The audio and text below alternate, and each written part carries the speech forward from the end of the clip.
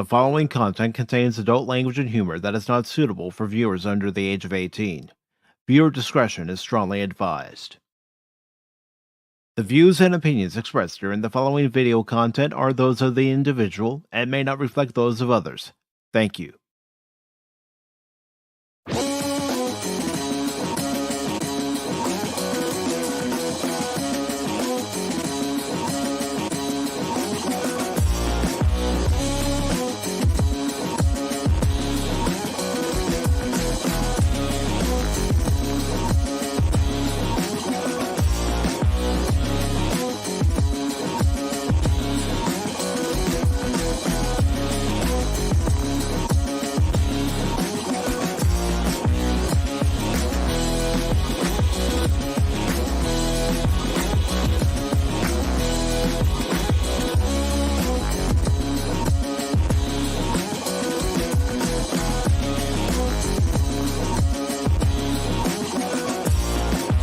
Oh my God, who the hell cares?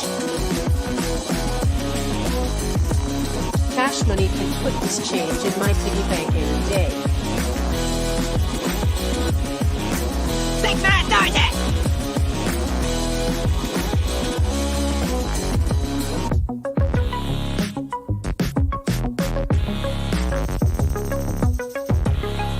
Boogie.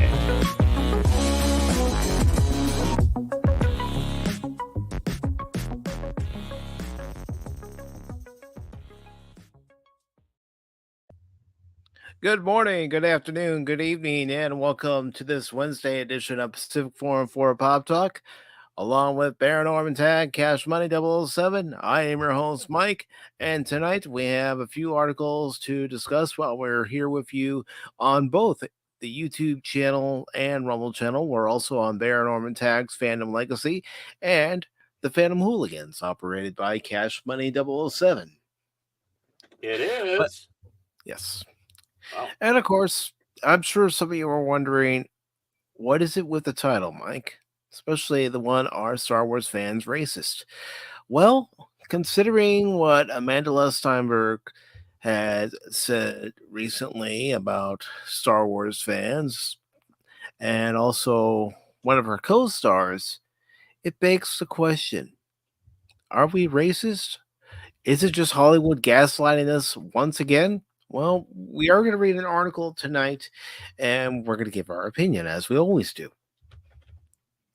But first, before we give our opinion on that, and also the question as to whether or not VR is coming to the successor to the Nintendo Switch, cranky old fans, Baron Orman, Tagge, and Cashmoney007, how are you cranky buggers doing? I'm cranky. How do I sound now?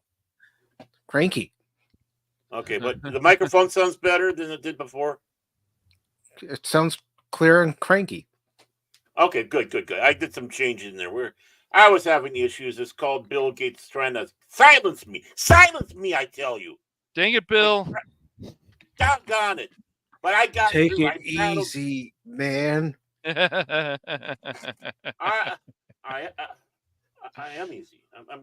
Well, that could be taken wrong, or could be taken right too. All depends on what you look like. Okay, ladies and gentlemen, you heard that from Baron.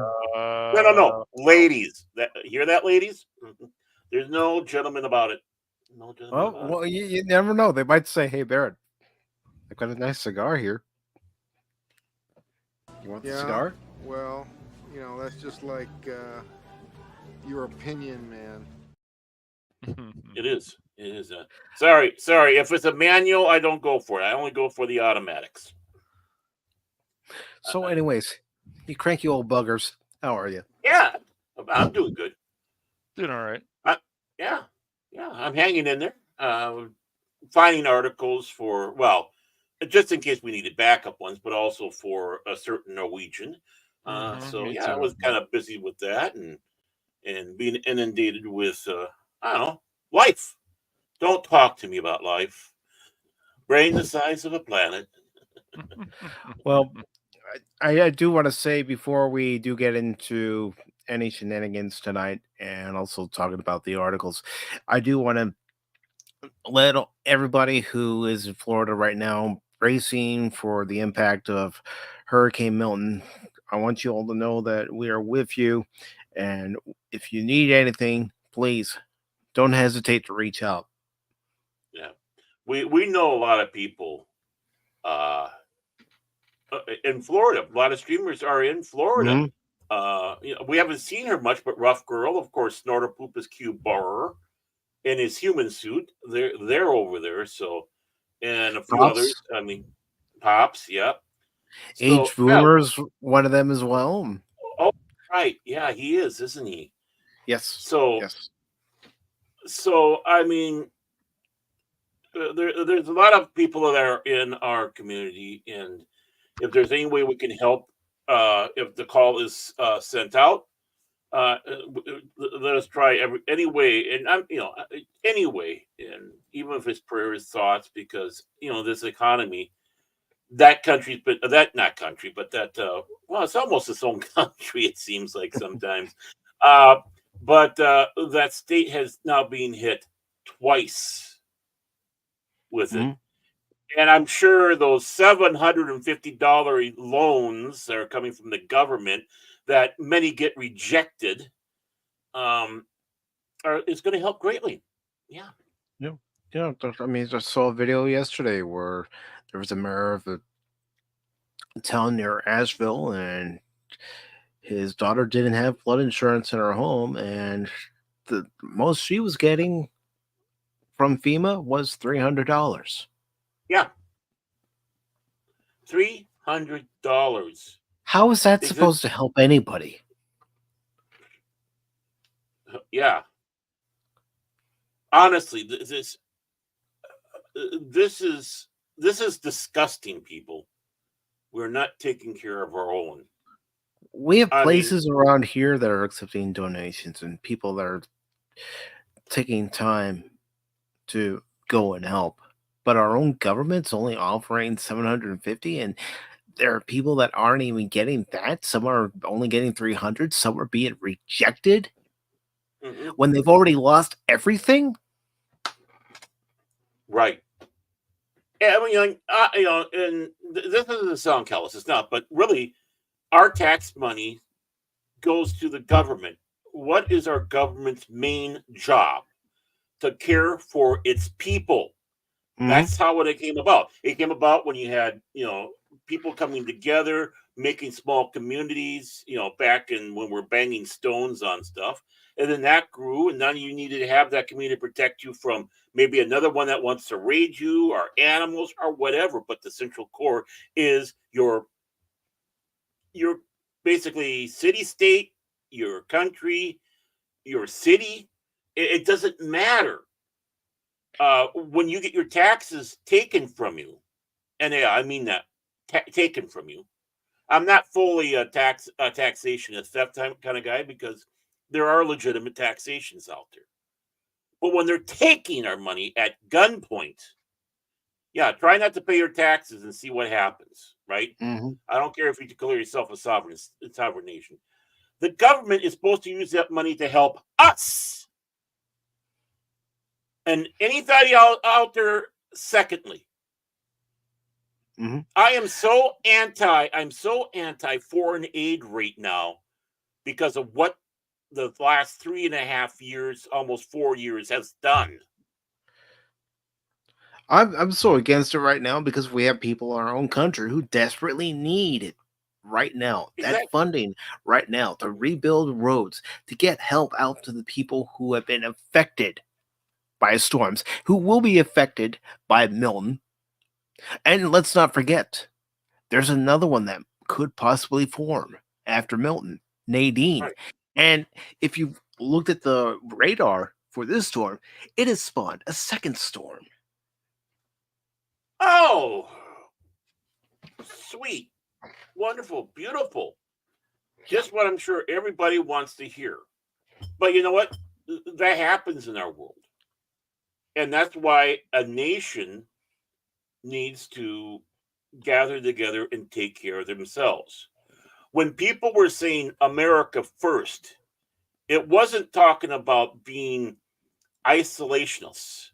No, It means that we're thinking of ourselves first, because if we can't take care of our own, we can't take care of anybody else. Nope. This is what MAGA means. Make America Great Again. It means making our, yeah, we do want to roll back the clock, back to a time when we took care of our own people. And, someone might say, well, what do you care about this storm, Mike?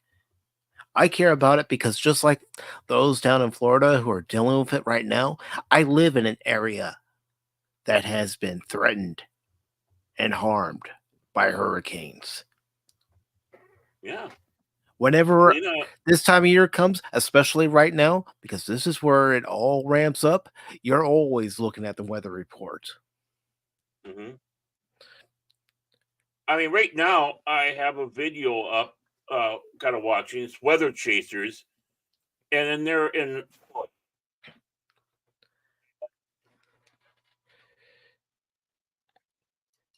You're muffled, Bear. Oh, how's this now? Better. Okay, I guess I got to stay closer to my microphone. But no, I mean, I'm looking at this, and no, it's just starting and it already looks bad. They're saying that so much rain's going to drop in Florida in certain places.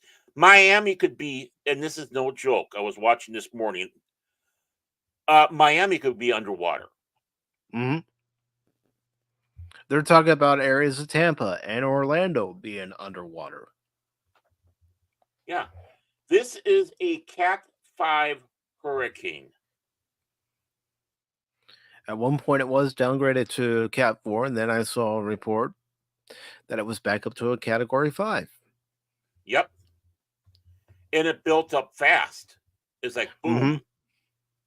Helena might have been bigger, size-wise, but this one is, even though it's smaller, it's more powerful. And what is scary when you watch the radar is that just like Matthew back in 2016, it looks like a damn skull. Yeah. Oh God. That's scary. That is ominous, you might say. Yeah. We felt the effects of Matthew after it hit Florida back in 2016. Mm-hmm. Heck, we have an area where I live where, because of Helene and how big that storm was, homes were washed away on the beach. Yeah. Literally washed away. There's video out there. Mm-hmm. And you know what FEMA said? They said, fuck you. FEMA doesn't care. Of course not. And the reason I say that is because $750 does not go far in this economy. I don't care what anybody tells you. It does not go far when you look at the price of gas. You look at the price of food. You look at the price of having to stay at a hotel. Keep in mind, some of the people that are down there right now may be in a hotel. They may have to go to a hotel after all is said and done. Right. Which we used to help take care of for the people at one time. Mm-hmm. But no, Zelensky needs this more. In other places out there need this more. And Palestine needs this money. They're so needing of it over us. And then right now, I don't care if you're Democrat, Republican, Independent, Libertarian. I don't care about your political allegiance. Right now, as a citizen of this country, we should all keep our eye on Florida and hope they get out of this better than anticipated. And that question that was asked of you, what do we care about the hurricane? Simple. Why do we care about it? I go back to my original statement. A government's made to take care of everybody. We have 50 states to take care of from the federal government. And of course, the states have their own local government to help take care of their state. That's why. They're us. They're our brothers. They are our sisters. We might not agree with them. We might have poke fun at them, but they're still our family. This is where we get their back. We were there to support them.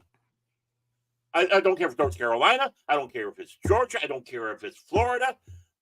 Any of those places. When this stuff happens, America first. Our people, our brothers and sisters first over everybody else. Yeah. And if you want to call that isolationism, you are a damn moron. Yep. And another selfish question greed- someone can ask, and this is my answer. If I had to evacuate, would I? No. I've done it before, and I'll never do it again. I will stay put. I will take my chances. I understand by saying that. I understand by doing that. I am taking a risk. But I would rather just stay where I'm at. Take my chances. Than get on a highway and be traveling for hours and hours, trying to find a hotel, trying to find gas, trying to find food at a grocery store that hasn't already been plugged by the folks who already live in that town. Believe me, for those who have evacuated for this storm or any other storm in the past, it's a bitch when you evacuate. Yeah. And then when you're gone, what's going to happen? Are the looters going to get your place? You come back to nothing, a ripped up house, and things that meant a lot to you. I'm talking about sentimentally. Gone. That violation after nature bends you over. Mm-hmm. I mean, the storms I've been through that have come to my area, we've had a tree hit the house once. Luckily, it didn't do any serious damage, but it did enough damage where we did have to get the roof repaired. Mm-hmm. Then another one. I was talking with my mother at the time in her room, and I just saw her expression. I saw it out of the corner of my eye. We had a tree in our backyard come within inches of hitting her bedroom window. I was standing by that bedroom window. No, I suppose that got your attention. I'm not being flippant with that, but Yeah. it leads to the seriousness of this, you know? I looked at her eyes, and she had her glasses on. I saw the reflection of the tree in her eyes. So I moved. Yeah. You thank God for that, right? I mean, Yeah. serious. But this is sad. I mean, it kind of pissed me off. You know, I'm not anti-Jewish at all. You know, when I was hanging out with my Jewish friends, we'd be kibitzing back and forth, making fun of each other. You know, even doing ethnic jokes with each other because you know what? We grew up in the fucking 80s. Mm-hmm. And there was nothing behind it. But you know, I actually really got pissed off a little bit because I'm sitting there and the commercial comes around and they're begging us to donate food and stuff to go to Israel. And I'm thinking to myself, I know you guys are having a hard time over there, but there's a ton of our money already going over there for those exact same purposes. Yes. How dare you ask us right now? It was like when I think it was Guatemala, or I can't remember. One of the places had an earthquake back in the late 90s. Bad one, right? And we send money down there. And you know what their response to the United States was to our being generous aid to them? They said they were insulted. They expected more from us. And then people started putting up donation boxes around where I was working at. I walked by and said, no, fuck you. You already shown us how ungrateful you are to us. Why should I continue to give more money to you to be that way? I mean, let's be serious here, guys. because we are being serious right now. We haven't even gotten into any of our topics for tonight because, honestly, talking about this impending hurricane that's going to hit the Florida area is far more important. Yes. Right.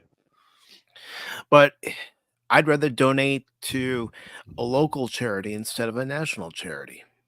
Oh, Yes. I don't trust the Red Cross. I Yeah. do not. And we should But be the able to only one- trust. Yeah. Go ahead. Yeah, the one I do trust is Salvation Army. They've always seemed to be good, and they don't. And unlike the Red Cross, where when they go out there, they're like FEMA. You're expected to pay back what they gave you. Salvation Army doesn't. They just go in and do their thing and go out. And of course, then they're bad mouthed, of course, because they're a religious organization. But and they don't allow certain things in their stores because, well, they're a religious organization. Mm-hmm. So they're criticized about it. And our tax money's at work here. FEMA had a big Zoom call with people, and they were saying about how these disasters affect the LGBTQ at whatever more than anybody else. It affects everybody equally. Why is my tax money's going for that meeting? That's ridiculous. It's like the New York Times had, I think it was the Times or whatever, had the joke of the one area goes, storm hits, disaster happens, women and children and minorities greatly affected. It's like, no. This affects everybody. Mm-hmm. Enough of that bullshit. The identity, trying to slide in identity politics into this. How dare you? Not to sound like Greta Thunberg, but how dare you? You're an American. What? The guy who's pretending to be women is not getting the tampon, so he's been affected? Honest to God. Get out of your narcissistic fucking bubble already. This is everybody, not you. Not just you. It's a sad state of our country when a natural occurrence has become politicized. Yeah. Yeah, this is hurricane season. Yeah. And it doesn't. And guess what? For those who may not know, hurricane season doesn't end till the end of November. Yeah. And even though we've had less hurricanes, we've had some wallops coming through. It might get more wallops. So we got we got at least a month or so more of this nightmare, right? Mm-hmm. I mean, in Minnesota, our version of a hurricane is a water spout, but we got these land things called tornadoes, and so we know what we've seen tornadoes come in and destroy an entire town. Yes. I mean, the whole town is leveled.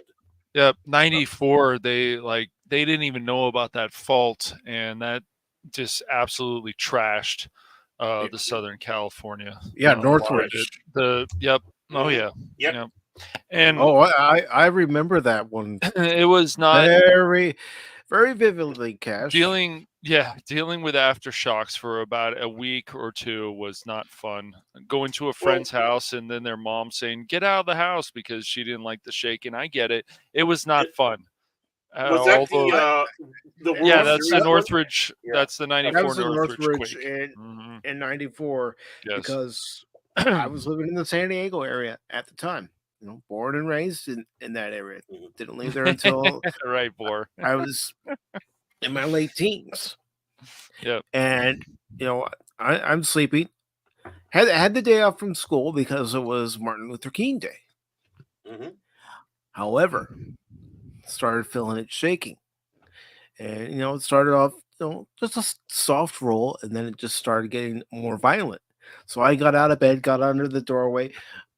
My mom and dad were calling for my sister and I, hoping that we were up. My sister and I were already in our doorways. You knew the drill. Oh yeah. They drill it into your head when you're going through the earthquake drills. Yeah, right. just The like gas just like leaks hurricane. that I mean, happens. hurricane, Yep. like tornado. Yeah. Um, Yep. of course, San Francisco in '89 had that pretty bad quake too that took Yeah. out that bridge or whatever it was. I Yeah, think it was a that bridge. Yeah. double-decker bridge Mm-hmm. Mhm. where Killed the top people, half collapsed on unfortunately. the Yeah, bottom half. they did. They Yeah, made a and movie about it too on TV before. Yeah. yeah, in Minneapolis area here, we had the '87 megastorm Mhm. that virtually All put these a little bit of a stop all to And these it. if you disasters. Yes. if you Mhm. remember that '89 quake, Cash, that Yes. section of the Bay Bridge that collapsed. Yes. It was horrible. Yeah. Mm-hmm. Did we highlight that one? We'll highlight it. There you go, Laura. Mm-hmm. You're highlighted now. Yeah, But good no, to see you, Bor.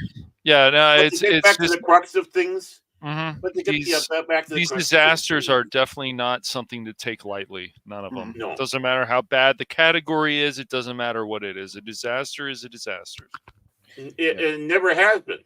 I mean, Well, many of us have gotten complacent because we haven't been hit with wallops, and then they come. This is right. the reason why you do training. That's why you learn stuff. That's why you have people. One guy sat back and said the moment he moved down to Florida, he went measured all his windows, went to the lumber yard, and had sheets of plastic boards cut to the size of those windows. So when it did come to storm time, he could throw those things up and try to help protect as much as possible the house. That's prevention. Yeah, More that is people prevention. down in, yeah. I don't know why more don't do that, or why a company doesn't come up and, hey, we're going to make storm shields for you. Heck, Well, $1 million idea. Let's get into it, Mike and Cash. We make $1 million. Even some of the places around here, when it comes to the notification that a hurricane may potentially hit the area, they have storm shutters. They have storm shutters that are already fitted to their windows that they just put into that area, secure them down to protect the windows. Not every place around here does, but there are some that do. Mm-hmm. Post office, for example, are the Staples here in this area, they do. And then other places around here, they have plywood that they put on their windows. Our outlet store has plywood that they put on the windows. How do I know this? Well, not only have I seen it put up, but I used to work at one of the stores in the outlet. And it was when Hurricane Isabel was coming. So they put them up. And, at one point, that storm was a Category 5. And when it finally hit our area and other areas, it was a Category 3. And it did a lot of damage even at a Category 3. Yeah. Yeah, just because it's a 3 doesn't mean it's not dangerous. It's not destructive. As Ron White said, it's not that the wind is blowing, it's what the wind is blowing. Mm-hmm. So I guess, all I can sit back and say about it is, yeah, I think we have learned our lesson with Helene.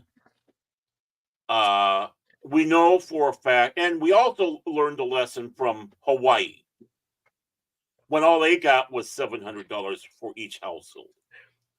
Yep. We know $750, just like those in Asheville and other areas of North Carolina. Right. We and also in Florida, some of the people. We know you're going to be hosed over down there. You're going to be let down by our government, Florida. So again, my thing is, if you do have anything, try to donate to local or reputable people that will be going down there to help, because they're going to line up to go down and help. If you're able to, do so. If you can't do anything else, and I'm a big believer in this, even with my problems that have been brought forward, thoughts and prayers, I do fully believe it. I don't think, when people mock that, I want to backhand them because I do believe that does help. That's the thing. When something like this is approaching your area, you do pray.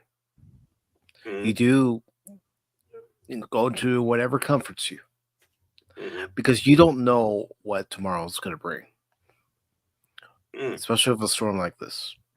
Right. And if we're looking at more, well, just I don't know. I just don't know. But we just know that we can't count on the Biden-Harris administration. They have proven that otherwise. They're more concerned with other things out in the world. They don't give a shit about this nation. And this is the absolute proof. I remember back in 92. George H.W. did his no new taxes. So he had that big rise up in taxes for luxury taxes, and people left Florida. Then Florida got hit with the hurricane. Yeah, well, it was just like George W. Bush. Oh, go ahead. Well, I don't want to cut you off. Go ahead. But they didn't, they didn't have the ability, and that resonated for that election. People want to sit back and say it was George Bush's breaking the promise, but it was the follow through. It was Florida and how things were treated afterwards because of all the shenanigans that was happening to play games. Well, it's also interesting to me too, because like when you watch something that Spike Lee did, and this is actually true, and you hear from congressmen talking about this, they had a chance. All the mayor and the governor had to do for Louisiana at the time was like, look, George W. Bush said we can get the National Guard here a few days before we know this storm is going to hit, so we can get a lot of people out. And this is true. The governor and the mayor at the time, they refused. Told them to go screw off. And I'm like, I don't care what president it is at the time. Not only told them to screw off. Remember, they told the people. The mayor told the people of New Orleans, "You don't have to go. You can stay here. You don't have to evacuate." So they had all those buses sitting to take people away. Anything, you can stay. Don't have to worry about getting out of town. And then we saw the aftermath. Areas flooded and people unable to get into their homes. So a lot of people lost their homes. Yes. I mean, watching this video, it's almost like looking at a rainy, windswept ghost town. They're driving around in the street, these weather chasers I'm watching right now. And, there's some crap that's being knocked into the street and such like that, but hardly any cars. It's eerie. Yeah.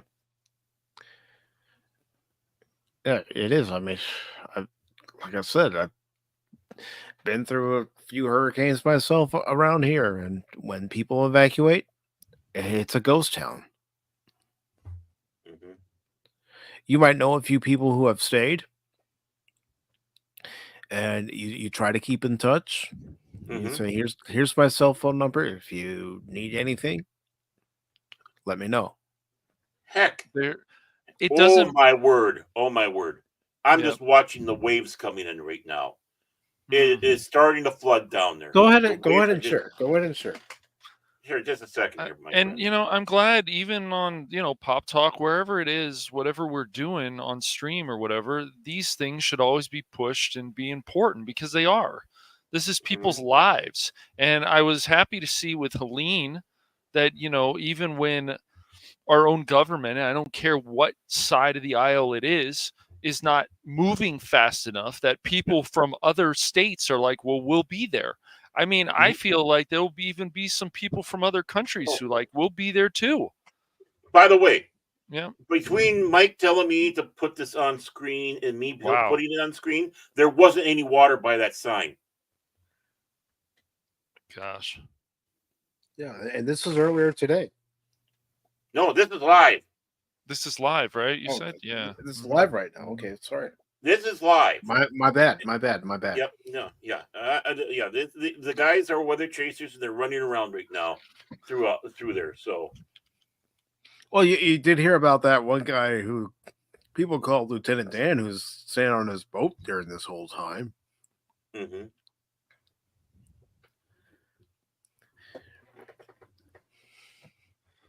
And those waves are going to get worse. As they said, like Miami and all that. Basically, you have a concrete base throughout the whole thing. It's just full of concrete and asphalt. Well, the water's not going to soak into that. So what's going to happen? Nope. It's going to rise.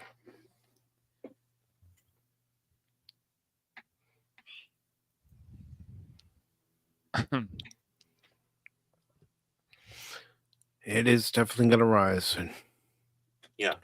I don't want to make it political. No, I'm thinking about our friends who are down there. People we've gotten to know.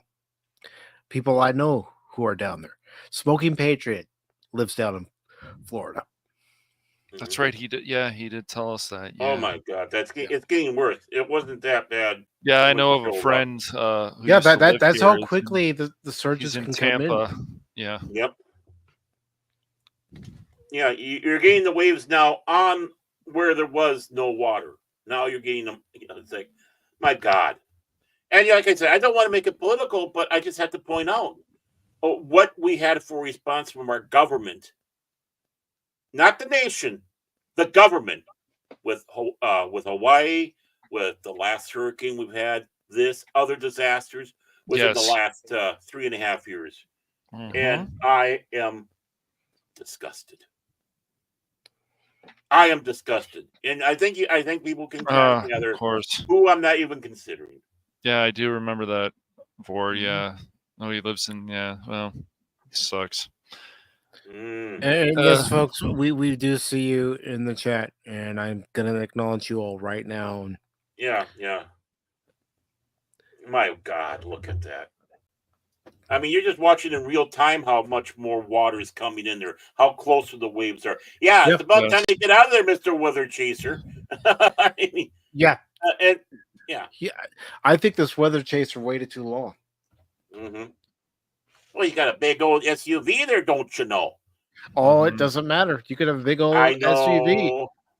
I know. Because there was a storm that came through here one time, and it was even on the local news where this couple thought, "Oh, we got a big SUV, we can get through this water on this road." Wrong. Well, I mean, those currents can literally sweep your car off the road. It might not look like much, but it can, and I've seen it happen. Because we had a flood or two up this way, don't you know? But I do want to say hello to Brandon Looney Tunes fan 2000. We also have the lovely princess of YouTube herself, Leia Rose. FKHC 2005, also known as Tim. Glad to know that you got your main account back, brother. Hey, yeah. Baron was also in the chat. DJ Ronnie G. The Padawannabe. Vor, it's good to see you. Low Spec Linux Gaming, good to see you, brother. And of course, Phil McCracken, who says gobble gobble.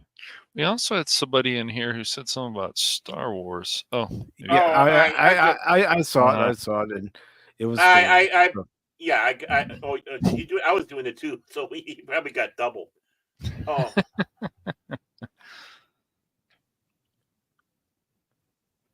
It's just a troll, just like there was a troll last night in my Arkham stream. Of course. Time to repent. Yeah. Like, all right. Oh yeah, I saw that. Yeah. And he came back with smart ass comments, and he got the band hammer from me. Yay! I love doing band hammers to church. No, when he's talking about live here in Bahrain, and not beta American stuff. Holy cow, that's the way he came. It didn't look like that when he. Yep. Yeah. That's how quickly it happens. Just wow. Yep. He needs to get out of there, and he needs to get out of there now. So this is another feed from YouTube then here, Baron, right? Or it's weather something. I'm trying to remember what the name of because I covered it up, because I made this big screen, but but they're weather chasers, so it's like WX chasers or something like that to give them more credit. I hate to say it, but it looks like he's trapped. Let's see. Oh, he's moving again. Maybe. He's in the middle of a lake now. Much. Yes. Stayed there too long, dude. I know it's mesmerizing and Yeah, and it's good to show this stuff. But just be safe doing it. No, it's not safe. That's Don't risk your life. Do not risk your life just to create content. No, it's not worth it. Your life. Hey, Lord. Good to see you, Lord. Hope you're doing well, buddy. Yeah. Welcome, Lord. Okay. Yeah. Be safe, man. Be safe. Honestly. Yes. Yeah, please be safe. Okay, he's moving again. That's good. Oh, good. Better road. Yeah. Yeah. Oh, I hope. Our prayers are with you. Yes, and please, I can't stress this enough. Do not, when there is water anytime, even when it just starts, don't think it's a good idea to start speeding on the roads, please. Yeah. Don't do that. Yeah. Your car can slide. Yeah. Yeah, exactly. It's like when in doubt, turn. What was that phrase that they have? If something about if you see flooded roads, just turn and go the other way. Yeah, just don't put yourself in that situation. Oh, I can make it and I'll be fine. No. Well, look at the side of the road there. You're just watching it grow. Exactly. And expanding. Because anytime especially in places like California, it just starts raining just a little bit, takes just a little time, boom, sirens. Well, think about it too, how slick those roads are because of the oil that's on the road. There's bit on that road, and once it starts raining, people drive like they do when it's a clear, sunny day. I know it. Yeah, I saw that video for that guy. It doesn't matter where you live anymore. People are just idiots on the road. Yes. Well, you know what? They don't. Their training how to drive is GTA 5. Yeah. I swear, honestly. I wouldn't be surprised. At least some of them. I mean, the other day, I'm on my way home with my sister, after getting some groceries. And I'm trying to keep, good, safe distance between me and the car in front of me. And, there wasn't a lot of room because there was a lot of traffic. They're working on the roads here right now. And this one car starts coming over, and I had to slam on the brakes. Luckily, there was nobody behind me. It's like, you jackass. Yeah. And they're not observant. They're probably sometimes on their phones when they shouldn't be, even though it's illegal. They weren't paying attention. Even when they got on the main road that we were on, they weren't paying attention. They were just diddly dallying and just looking all around like it's like no. You're on what's considered a major highway in this area. You either go the speed limit and pay attention to other cars in the next lane next to you, or get off the road. Oh, look at that, folks.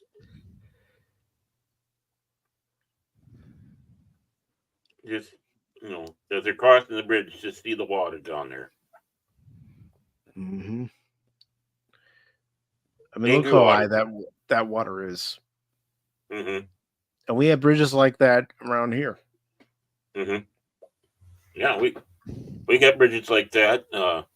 I know up in Duluth, because you have to have bridges high enough for boats to go under. But and I tell you, it's scary when, thinking about driving them in the wintertime. But I don't know. I'm speechless, and I am so sad, disappointed, and angry at our government. Excuse me. For fucking us over. Not the nation. The nation rises up and does the best they can. The people do. America does. But the government, well, there's no words in there that says that you have to love the government. You can hate the government. because that changes sometimes every 4 years or 2 Mhm. years because of congressional voting. Or 6 years. Or 6 years, yeah. And my allegiance is to this nation, to people like this, not to some shitting pants, senile man, and a cackling hyena who's more interested in being on the fucking View, being on Howie Stern or Call Her Daddy than this. And then go out there and spread lies that no one ever called us. Okay, I thought She was on Colbert the other night. Yeah. And doing a segment where she was drinking a beer with him. No. Look, your duty as a political leader is to be down in the areas that need you right now. Right. Postpone all your talk show engagements and get to where the people are. Do your fucking job. Yeah, I don't care what side of the aisle you're on. That's what your Yes. main job should be in an emergency. Yep. Right. I don't, it doesn't matter. Nothing should be political, especially when people need actually help in this country. It should be very simple. We go there, we try to work on fixing the problem, and then we go from there. That's how it should be. And there shouldn't be any political side about this, anything. I just find it funny. One side feels this way more than the other. The other side's like, look, we're trying to do the best we can, and everybody should just get together and figure things out, especially during a disaster. There should be no no nonsense, but of course there has to be. Yes. Yeah. Where was Skeletor during this whole thing? He was sitting on a beach in Delaware. But he was called on it. He goes, I was on the phone for 4 hours. I heard him say he was on the phone for 2 hours. Oh, was it 2 hours? Okay, but I was being generous. What was it, nappy time? I guess I was being generous. I must have heard wrong. But I don't want to be. I mean, you know. I wouldn't even care if it was Trump in right, office. exactly. Right now. He would still have to be in there on the phone. Mm-hmm. People need to be there on the phone. People, I don't care what side it is. It's like we hear some people are going there. I want to hear like everybody is going there. Like, oh, well, I don't care what if it's a blue, red, purple, green, whatever color you want to call it. These are Americans. Americans need help. Now, other Americans will come together and help each other, but the government needs to do more, especially what's going on right now. This is another Category 5 hurricane going on, and it's going to only get worse in the next few days, and it's just... You know what? But I can also understand the people who say, if you're just going to get in the way, we don't need you here. Right. I get that too. Yes. Right. You have to listen to what they're saying. Yes. They'll tell you what as the one guy, sheriff was saying, just don't come down here. Contact these people and they'll vet you out. That's right. And if you're able to help in something, we will guide you. Yeah, if you're able to help, don't come down there. Right. Don't come down there. Nurse. You can go here, you know. Don't make it more of a spectacle than it needs to be. Go down there because you want to help. Right. Or if they need your help. If they tell you not to come, then don't go. Yeah, don't go. I agree with you guys. Absolutely. Right. Don't go and make it a press event and make it a media event for yourself to get attention on yourself. Stay out of there. Let the people who live there, the people who have actually taken time to volunteer with supplies and equipment, do what they come to do, and that's clean up the area and help. Look at that boat out there. It's just being, oh God. I wonder if that boat's going to last. I'm serious. It could end up on the shore. Yeah. And there's a big one up, and you can't see it no more. There's a big one out there, but that wall is just come in. It swallowed up the other boat, the sailboat virtually that you could see earlier. And now I can see a sailboat now because he's zoomed in. But it's getting more obscured by the clouds and such. It's just the storm. Now it's clearing up. They must have gotten a little clearer spot. But there was a big boat out there, or ship, I should say. You can't see it now. And that's Rand Paul, by the way, Phil. Rand Paul. Ron Paul is the dad. Yeah, Ron's the dad. Yeah. You know, I'm going to do something. Forgive me, Mike. I'm going to do something here. I want all of us to contact our representatives, whether they're senators, congressmen, women. I want you all. I think it still will be Darth, but yeah, we'll get there. We're just being passionate right now. yes, but we'll talk about it. Don't worry. We will. It's like I said earlier. This storm, considering we know people who live in the area where it's gonna hit, it's just more important than talking about our main topics for tonight. Don't worry. We'll talk about it. Don't worry. Yeah, because I want to talk about it.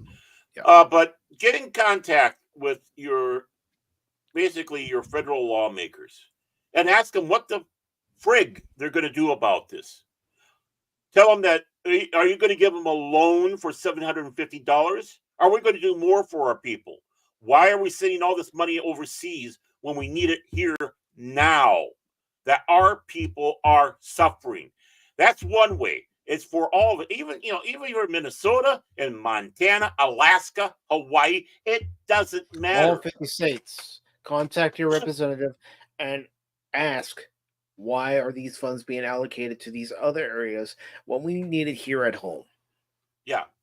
We have the second disaster now, and we're at threat for having some more coming in. We need to help our own.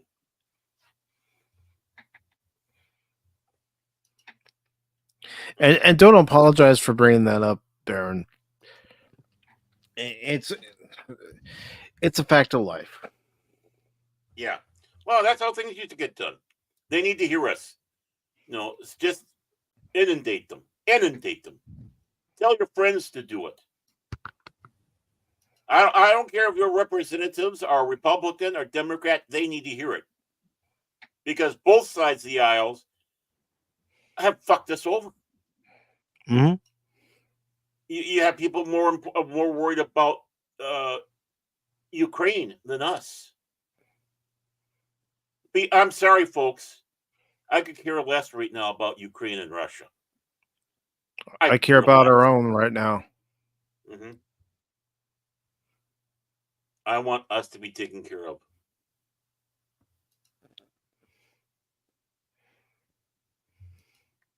So, do you think Absolutely. we should start? Do you think we should,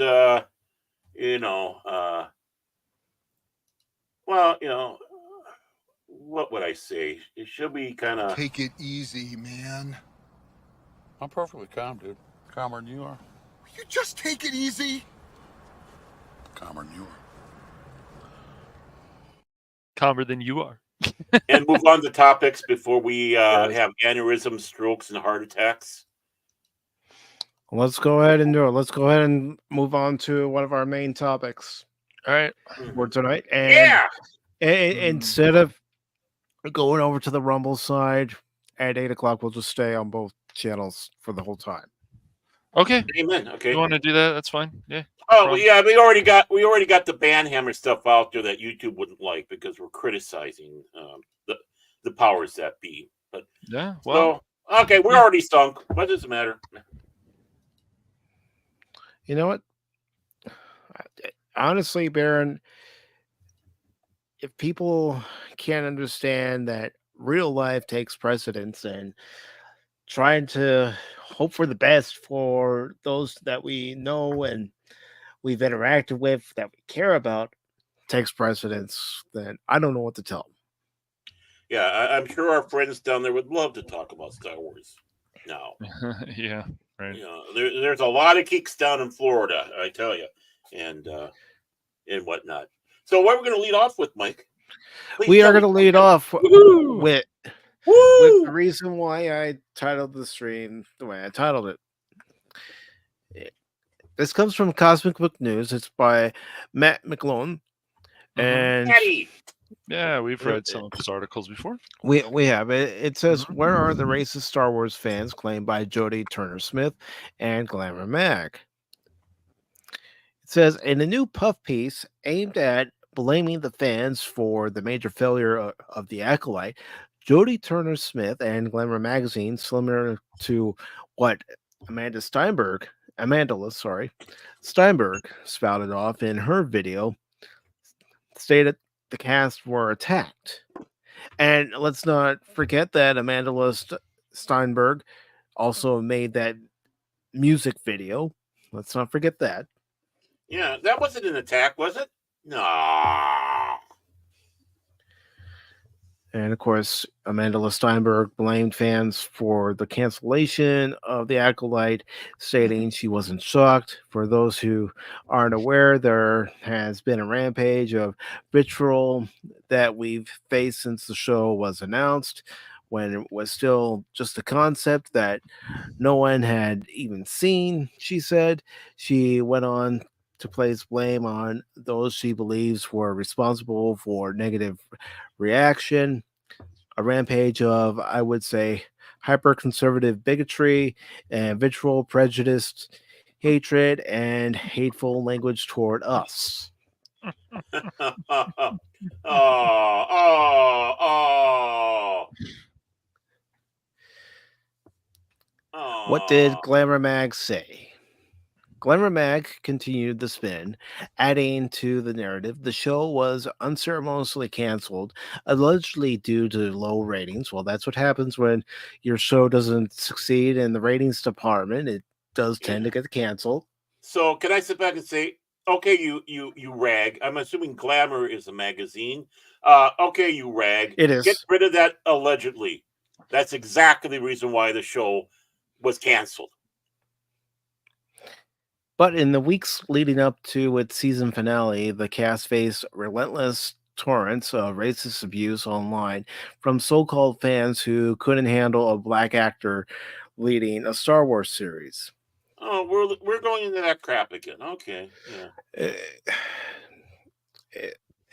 The article also points out that, what Steinberg said, further noting, it is infuriating. Cycle actors of color are cast in Star Wars projects and are immediately made vulnerable to vicious bigotry. Samuel L. Jackson, anyone? Let's not forget the king of cool in the Star Wars universe, Billy D. Williams. Mm-hmm. You know, Yeah, dude, Billy D is awesome, man. Lando was Yeah. great, dude. And then what they did to him, and oh my gosh, we're going back to this again. It's fine. The whole thing in the Just solo. concentrate on Lando Yeah. and Empire and Yeah, Return of the exactly. Jedi. Yes. That's right. That's the only Lando that should matter is the one from the original trilogy. Well, in my again, opinion, Mr. Cool Young- himself, Billy D. it's not that he did a bad impression of Lando, the young one. God, great, I can't think of the actor's name right now, who was also in Community and some other shows, but it's just that they made things weird with Lando that Lando wouldn't do. Lando is a womanizer. He likes women. I know it's scary, but yeah, he doesn't put fleshlights on droids. But no, he doesn't. if we were so against black actors and characters, Exactly. then why did we have a 3-book series centered around Lando Calrissian? That was a ton of fun to read. Why was it that Mace Windu was the center of many comics and some novels? Oh, and they sold. Oh yeah, we don't like. No, we don't like black representation at all. I was out there right away when The Force Awakens happened and they announced Samuel L. Jackson was going to be in it in a prominent role. I was out there protesting, saying, "Hell no, he's got to go." Don't you mean the Phantom Menace? No, that's what did I say? Force Awakens. Oh yeah. Sorry. Yeah, no, I was thinking Phantom of Menace. in Solo Donald Glover. That's who of course played young Lando. Yeah, Childish Gumble. Childish Gumble, I think is his rap name. Yeah. And correct me if I'm saying your name wrong, Darth Atroxa, but Darth Atroxa says hyper conservative. Why do lefties always add words like hyper to make things sound more extreme? It's all they've got. It's all they've got. And look, I'm sure you guys all understand out there that yes, other people are talking about this, but certain trendy topics, it never stops with the people that want to always attack us. They don't want to take any responsibility for their own productions, for their own stories. It's always everybody else's fault. Always. Okay. First of all, before we go on, which one of us is Don Cherry? I'm thinking don't it's know. Baron, but I don't. Me? I think I don't it'd know. be you. It can't be me. Oh, I don't know. I find that intriguing. I like that. I like that one of. But if it's me, I'm flattered. If it's me, I'm flattered. So if it's Cash, how dare you? So it goes on to say in this article, what's also interesting is that the article points out John Boyega. Yeah, we like John Boyega. We wanted to Yes. see Finn go farther than Yes, we want. he went. A lot of us wanted to see Finn either if he became a spy for Phasma, where I remember I worked on a what if on that. But the thing is, or he becomes a Jedi. They built him up that he could have been this awesome character, and people would have been a lot of, not every fan, but a lot of fans would be like, "Hell yeah, man, we're all for this." The John Boyega thing is absolute bullshit because even the It most is. anti-Disney Star Wars fans, they like to point to him as the perfect example of how Disney is the racist. Oh, let's take this character. He's the janitor. You know, he was the janitor on Death Star 3 because we have no concept of having something else because we got a copy of New Hope. And the progression of how his character went. And it's like, we complained about that. It's like, there's so much about this character that we were anticipating that could be redemptive at least somewhat with the sequel trilogy. Oh, no, let's turn him into a Stephen Fitch. Right. Well, fool.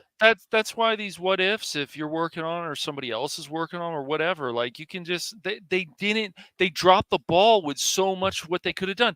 Rose could have been something more interesting. Thank you. You're my favorite person in the chat today. Thank you. Woo! And that would be Baron Orman Tagge. Yeah. That's He me, needs a Baron lot Orman of Tagge. attention today, so and while we're at it, thank you for being here. Welcome. We're all welcome. friendly. Despite what anybody says, we are friendly. Don't listen to Phil McCracken. But yeah, Yes, no, they welcome dropped to Pacific 414, Darth Atroxa. they dropped the ball with a lot of this stuff, and it's like it's just like all this stuff. I don't know.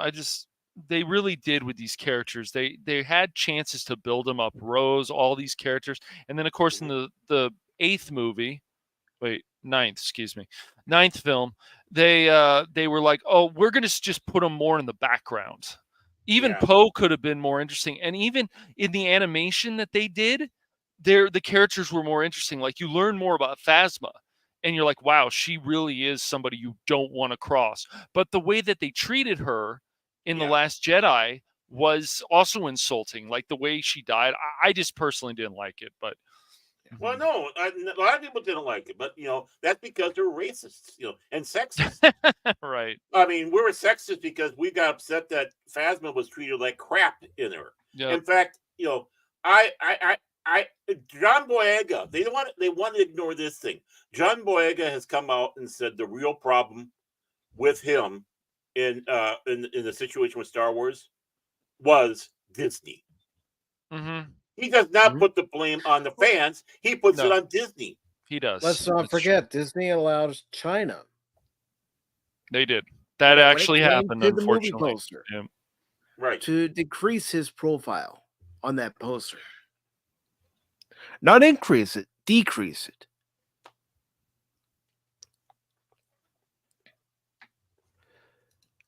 Mm-hmm.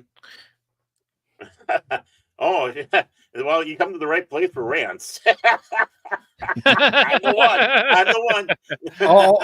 all three of us are capable of it, so that's why last week I decided I would add this clip, and I'm just gonna go ahead and play it again. because I think it's Because we, it's always appropriate, especially for the three of us. Take it easy, man. I'm perfectly calm, dude. Calmer than you are. You just take it easy. Calmer than you are. I am calmer than you are. Maybe I should get my Calmer than you are. It'd be so cool to talk to John Goodman about all his roles and so on. I could imagine how cool of a conversation that would be. Be interesting. It could be interesting. Yes. And Disney Yeah, being you're part right. of Hollywood itself is racist. Yet, when Yes. one of their projects doesn't Unfortunately. succeed, Yes. who do they point the blame at? All of us fans.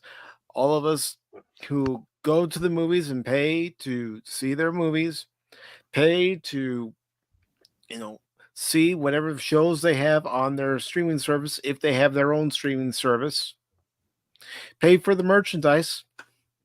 But hey, we're at fault, right? Yeah, always. Always. Yes, there's bad fans out there, but that still doesn't mean that these companies don't just Disney, other Ubisoft, whatever company is going after people.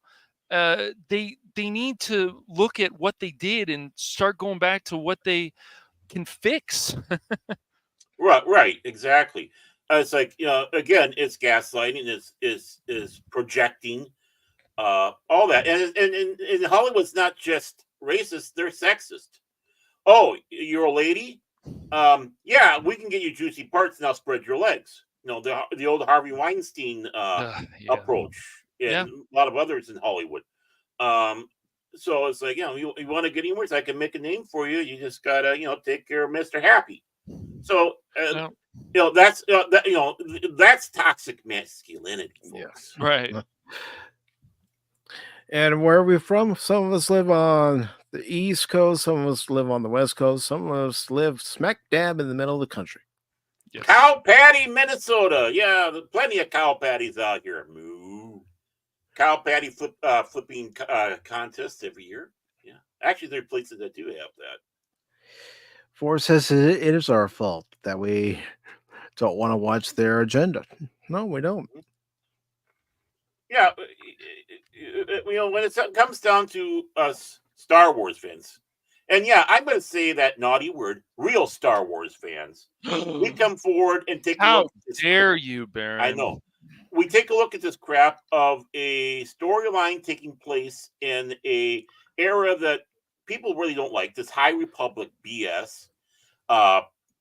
Certain people like it, but sure. Yeah, certain people. But I mean, a lot of people don't. A lot of people don't because it's BS. But you're taking place in this era that's not in. Oh, okay. Oh, you're up in Canada, eh? Yeah, down here we got, of course, the Minnesota accent there, don't you know? Oh, yeah. We have hot dishes. But, when it comes to it, everything and you got Leslie Headland's wet dream fan fiction. Yes. Of her lesbian, and I'm not attacking lesbians here, but her lesbian's dreams of making it with her sister in situ. Oh, you're in Texas. Okay. Well, the stars are bright. Stars down. I can't. I'm sorry. I'm bad at that. But I mean, basically, when it comes to it, you leave us no option. Hated it. I mean, honestly, And if you're attached in that same tone, Baron, in that same tone, we've been told by people when we tell them the reason why we don't like something, whether it be characters, story, the way the show is structured. I find your lack of faith disturbing. Yeah. And by the way, if I'm going to take a character also like Riva, but no, really like Riva, she's going to be very intimidating because guess what? Wait for it. She's an inquisitor. Inquisitors are supposed to always be intimidating. Yeah, they're supposed to be fanatically loyal to the Sith. That's right. Mm-hmm. Yep. They are supposed to be.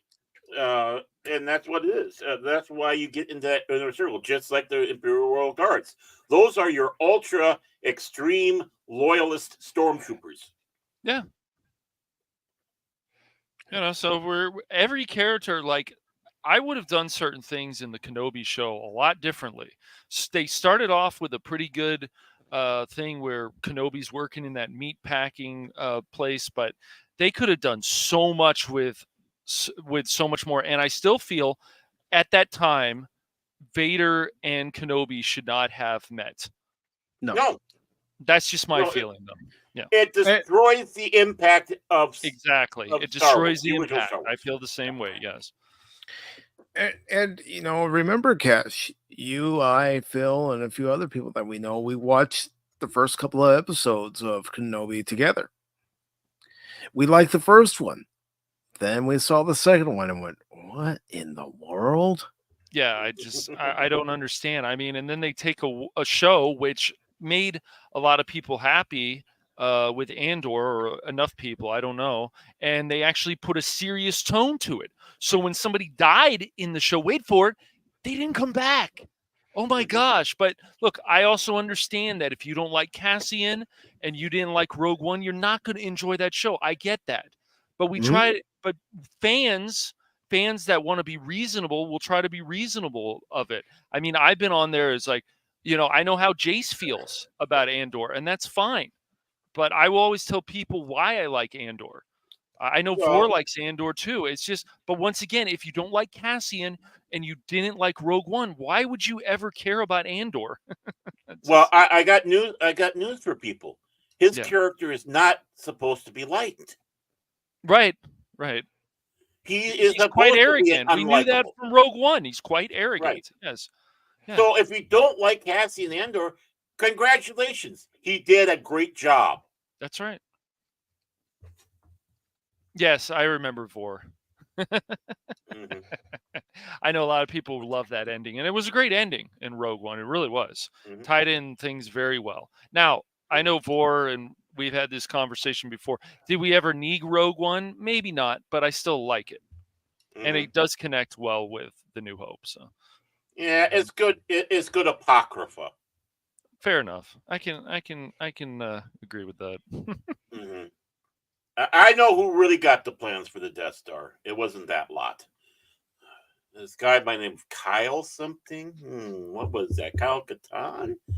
Kyle Katarn. Yeah, Kyle Katarn. Yeah, great character. Yeah. I was trying to act stupid, but Kyle Katarn. Yeah, great character. Yeah, it's a great character, and so is Jan Ors. Yes. Who basically, if you take a look at it, that's what they're trying to replicate with Rogue One, with the two main characters, Cassian and whatever the females. Jen Erso. Yeah, Jen Erso. Yeah. Right. Notice that the name is kind of similar to. It is. It is. Yeah. Yep. So. And that's the thing. Out of everything that Disney has released that has the Star Wars brand on it, Rogue One's been the only movie I really was enthusiastic about. Yep. And look, I will say this 100,000 times. Look, if you enjoy the sequels and so on, and you really think there's something great there, just start analyzing it more, and you will find out a lot of inconsistencies and a lot of it's just there. So you can clap, you can be like, oh, I like that. That wasn't bad Star Wars. Then once again, you start analyzing it some more, and you're like, this doesn't really make sense. Why did they do this? Now, some people don't care. They're just happy enough. Oh, we got Star Wars. If that's for them, that's fine. But then they get mad at you when you start saying, this didn't work.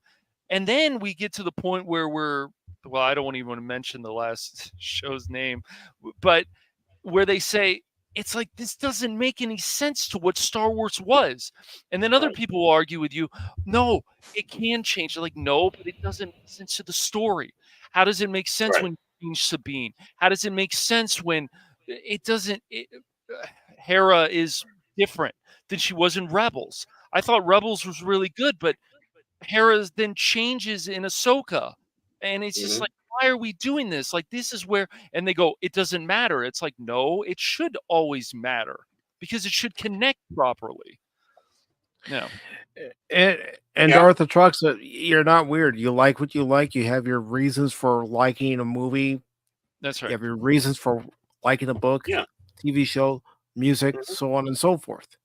We all have our And- specific reasons why we like something. Right. And I'm weird. I'm proud to be weird. Just I even got that branded underneath my name. Proud to be weird. Yeah, it's fine. It's just like we can't. We've talked about this a number of times on Pop Talk, other channels. We can't have a lot of reasonable conversations with people about these franchises because they want to get mad at you and call you names all the time. And it's like, well, we're not going to get anywhere. We can't have a civil conversation with this. It's like, and I've heard the argument about Riva and how, well, if they wrote her this way, if they wrote her this. And my question is always, what if? What if this? What if that? Why not just have done it before? Just do it. Make her intimidating, make her scared. But this whole thing about like Riva coming after Luke and this, it doesn't make sense. People can tell me. If he was going after Luke, Vader would have known way sooner, and boom, that's it. Everything's done. We only have the prequel movies in. Yeah. Game over, man. Game over. But honestly, it's come because we've read this so many times. Yes. The attacks that have been on us are us old time fans, and not just in this franchise, but others. Star Trek. Yes. Is another D&D. example where they go Doctor after Who the fans are getting attacked. Yep. If you've ever watched the older Doctor Who, or it just keeps going and going. Warhammer. I mean, it just goes on and on and on and on and on. Anime as well. So I mean, when it came to Star Trek, they're saying, "Oh, we don't like Sonequa Martin Green because she's black." I'm thinking, no, hold up a tick. Hold up. You guys seem to forget Deep Space Nine. You don't mess with the Cisco. Cisco's a great character, and he's more than just his race. I know, shocking. Well, yeah, he's a great captain, man. Yes. Yeah. We're going to be. We don't like black characters or black character and a lead on anything. Well, the cross pollination between Star Trek fans and Star Trek, fans being both those franchises. Boom! It's like, well, then why was Cisco so popular? That's right. Yeah. Why was it? Why was it in the Pale Moonlight you agreed with Cisco's decision? Some disagreed with his decision to do what he did. Right. How he got the Romulans to join the war effort. What I love about the episode is, Cisco saying that he would do it again if he had to do it all over. Yeah. And see, that's an episode like the old days, where we could sit down, analyze, discuss, debate, whatever, motives and such, back and forth. That was Star Trek to make you think. Now we have Abrams' pew, pew, pew Trek. But we've been over this road so many times with the Ests and the Phobes, we're this and that one, is boring. Two, it doesn't have any metal. And if someone starts coming at me with that, I say, I'm basically to the point just saying, talk to me when your IQ level is a little bit higher than your shoe size, and you actually have something other than the typical bleating of the sheep, and are able to keep up in a conversation and a discussion and debate about these issues.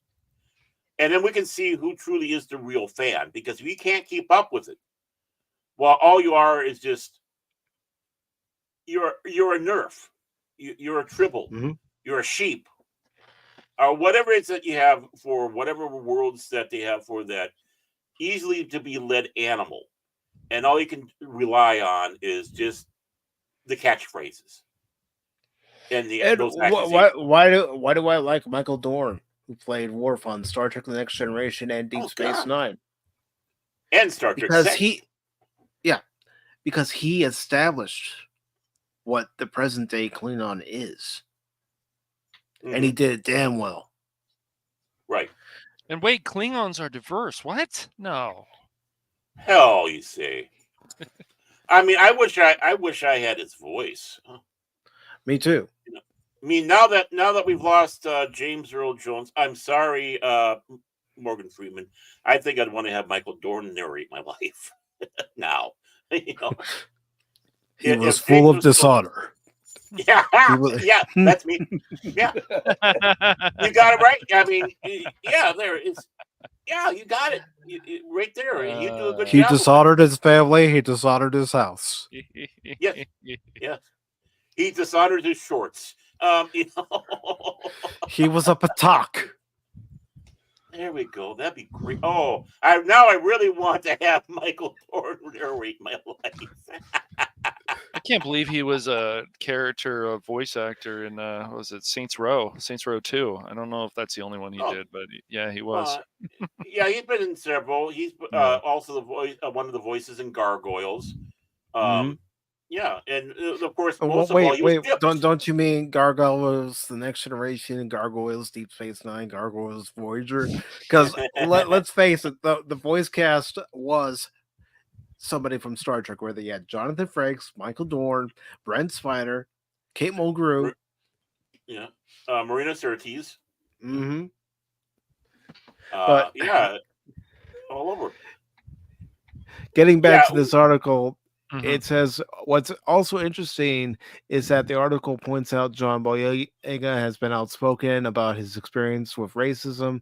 The article forgets to mention Disney wiped Boyega from Star Wars posters released in China. Well, they didn't necessarily wipe him out; they just shrunk him, which isn't really either way.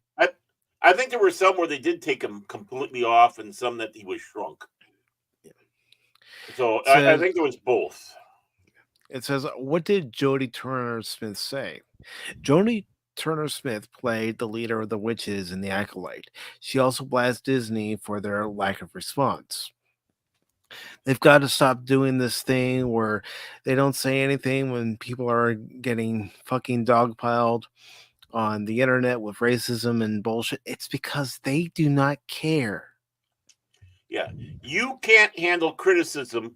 So you got to curl up in a little ball and scream racist, racist. You'd be like Peter Griffin, where after he, is with his ankle going, ooh, it's like racist, racist, racist. It's like the guy riding the bicycle and going, "You're all racist." And he puts a stick in the wheel, causing it to himself. She said, "Go ahead, Baron." Oh, yeah. I mean, I was just basically coming in on that one. Just saying it's ridiculous. Yeah. Of course, she said this in regards to Disney's lack of response to the Acolyte's reception. It's just not fair to not say anything. It's really unfair. That's because they don't care. They really don't. If they cared, they would stop doing all these Star Wars productions, all these Marvel productions, let them rest for 5-10 years before doing them again. But no, they keep pumping them out, and people are just burned out. People are tired of watching Star Wars or Marvel products where they're being preached at, where they're being told, if you think this way, you're wrong. If you think that way, you're right. And it's also come to the point, if you think this way, you should die. I wish I could say I'm being facetious, but no, it's true. Yeah. It says Turner-Smith. Go ahead, Baron. Oh, I was just going to sit back and say, and while you're at it, Miss Turner-Smith, why did you talk to your boss, Kathleen Kennedy, right? The one who's using you as a puppet. See, we have black people. We're just using them. We don't care about anything else. See, we hired them. Look how diverse and DEI we are. Why didn't you go talk to her about this? She's the one that could have gone out there. But no, she's too busy reading the entire script like Joe Biden, fade in. Heck, Dave Filoni, he's the head of Star Wars Creative at the moment. He could have gone out there and said something. Right. He could have said, hey, guys, settle it out there. We got great cast. We got great people. You know, and the thing is we're not attacking the actors or the actresses. We're attacking the quality of the show that we're being given. The characters and how they are and how you are are doing the characters, the piss poor job of the storytelling, the lore building, the character building. Most importantly, why should we care about this person? Or You not don't care about go them? into a restaurant and accept a mediocre meal and not say anything about it. There's something wrong with the meal if it's not prepared the way you like it. You're going to say something. Well, that's me every time I go to McDonald's, but that's beside the point. But yeah, you do. It's like, ma'am, the steak is not the way I wanted it to be done, or the eggs aren't the way I wanted them to be done, or you know. And of course, you try to be nice about it. You don't want to be a rude bugger. And the thing is so many people are pointing this out in a civil way. Yeah, you got a few trolls out there, Phil. But I mean, compared to the rest of them, it's like you're intimidated by us. Because we do know so much, and we do call you out on your BS. One of the writers of the High Republic comic books admitted, yeah, I don't know really anything about Star Wars, and I was called out on this, and they're absolutely right. See, I mean, at least that was, at least that was manning up. At least that was, admitting your fault. And the reason why? Star Wars fans knew how his lightsaber worked. Mm-hmm. He didn't. And he was called out. And did he start going after the fans or saying ists and phobes or any of that stuff? No. First of all, I don't even know what color his skin is. I mean, I don't care. Well, why should it matter? Why should it matter? Shouldn't the character and the character's development matter more? Yes. So the article goes on to say Turner-Smith and Glamour must have also forgotten that Disney actually did do just that in regards to alleged racism surrounding Moses Ingram's character in Obi-Wan. There's a quote here, and it says, it would just be nice if people that have all the money, whether that be Disney or any studio, were showing their support and putting their feet down, Turner-Smith continued. Say this is unacceptable. You're not a fan if you do this. You make a really big statement and just see if any money leaves. I bet you it won't. Sorry, I got a little messed up by the paragraph. My bad. Because people of color, and especially Black people, make up a very large percentage of buying power. They might find that it's actually more lucrative for them, but everyone's using woke like it's a dirty word. I have news for you. It is. Mm-hmm.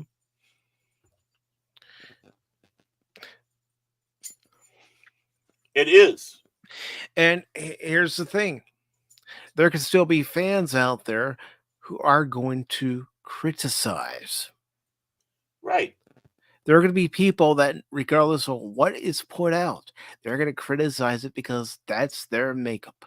I'm not making an excuse. That's how some people operate. You could turn yourself inside out for a person and it's still not going to satisfy them. No. Do your best. The comic book guy.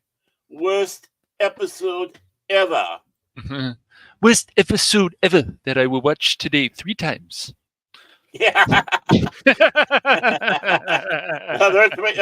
know people like that. We know people like that. That's right. We're guilty of doing that ourselves. Yeah, yes. I don't know.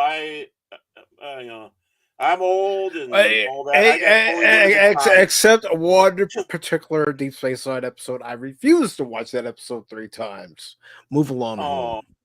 Move along home, Mike. Just move along home. It's good for you. Oh, you must hate Alan Moraine, Baron Alan Moraine.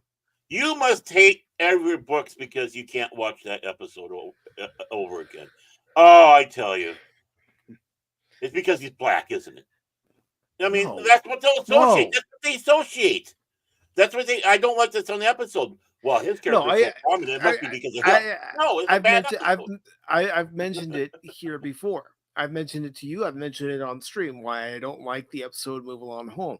Because you find out at the end of the episode that Cisco, Dax, Bashir, and Kira were never in any real danger from this game that these aliens who came from the Gamma Quadrant brought on board the station. Yeah. They were never in danger. That's why I don't like the episode. Mm-hmm. Yeah, I mean, and we can pick that up apart again some other day, but that's the thing. Hedlund made it known that she was going to invent her Star Wars in there.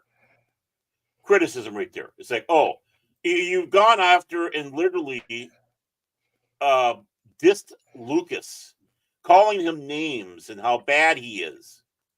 But you want to play in there, and then you want to bring your piss poor fan fiction in there. Okay, great. That means you're changing it, because why would you want someone who hates the creator of the franchise to be part of it? They're not going to show it respect. Right. No, they're not going to show it any kind of respect. I mean, there's an example of that with Discovery, where the janitor cleaning up human remains is called Gene. Right. And being treated like shit. Mm-hmm. Yeah. And wonderful. a lot of people equated that as their shot at Gene Roddenberry. Right. Well, how would you like it if a character in a Star Wars movie or TV show was called George and they made him a janitor? Mm-hmm. You wouldn't like it. You wouldn't like that disrespect to the creator of the property. What if we call them the janitor Kathleen, or James, or one of the people that are headlining it these days now? What if we just change that name to one of the people that are in your full Trek universe, our full Wars universe? And it's good to see Ron here, who says, I think people thinking Jar Jar was Jamaican was racist. Oh, yeah. They went through all sorts of things with that one. Waddle was racist. Mm-hmm. I mean, they're going about that, and because he was giving negative Jewish stereotypes. I mean, that was what they're saying.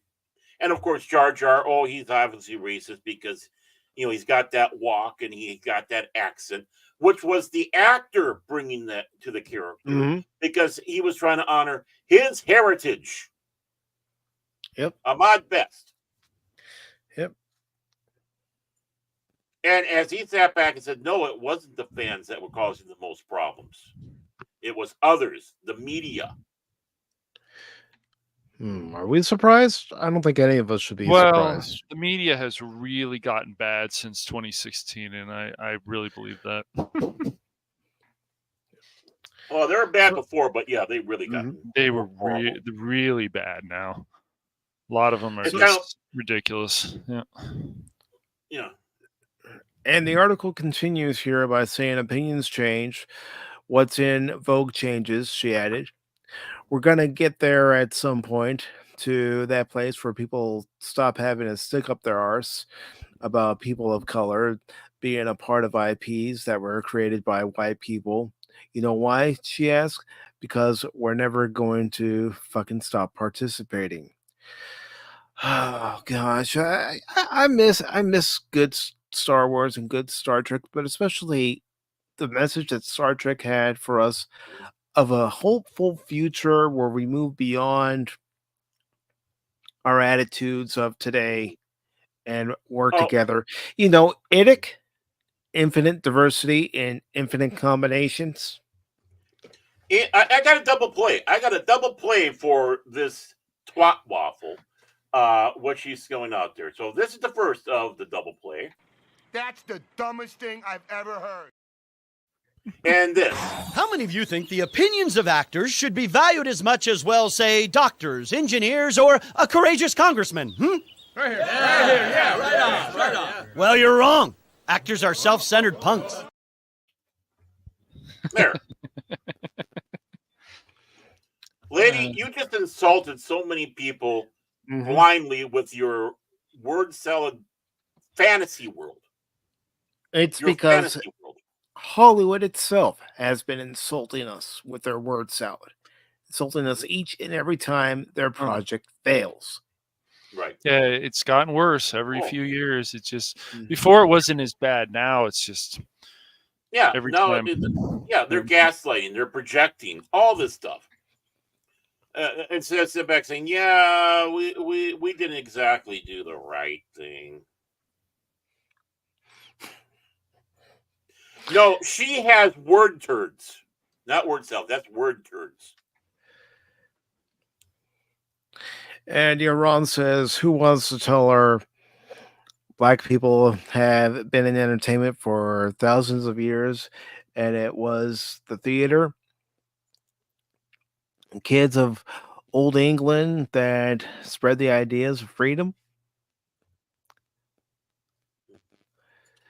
Well, and Lord Loloch adds, there are good Star Wars and other sci-fi franchises. YouTube fan made content is the best. Yes, it is. It is. The best Judge Dredd film that was done by fans. Yeah. Even better than the Dredd movie. Speaking of Dredd, I did see that's available on YouTube. Ooh. To watch for free. Sounds like a rockin' good time. Yes, it does. Yeah. You don't get sense of the ice. Oh, did I? Oh, I didn't tell you. Elon Musk actually liked one of my replies to a post he had. He was wearing a Judge Dredd. He was basically saying that he was been in Pennsylvania for so long. It was him younger, and he's wearing a Judge Dredd shirt. So I basically replied, basically saying, "Nice shirt, creep. It'll keep you out of the cubes for now. Keep rocking awesome." And he liked it. So well, Cash, I think you and I need to leave because we're not worthy of being in the same you are stream as not. Baron, because he got a reply from Elon Musk. Everybody, I am the new king and master, king and legend of Pop Talk. No, but it shows that he's one of us in the geekdom world. He really is. So, okay, come back,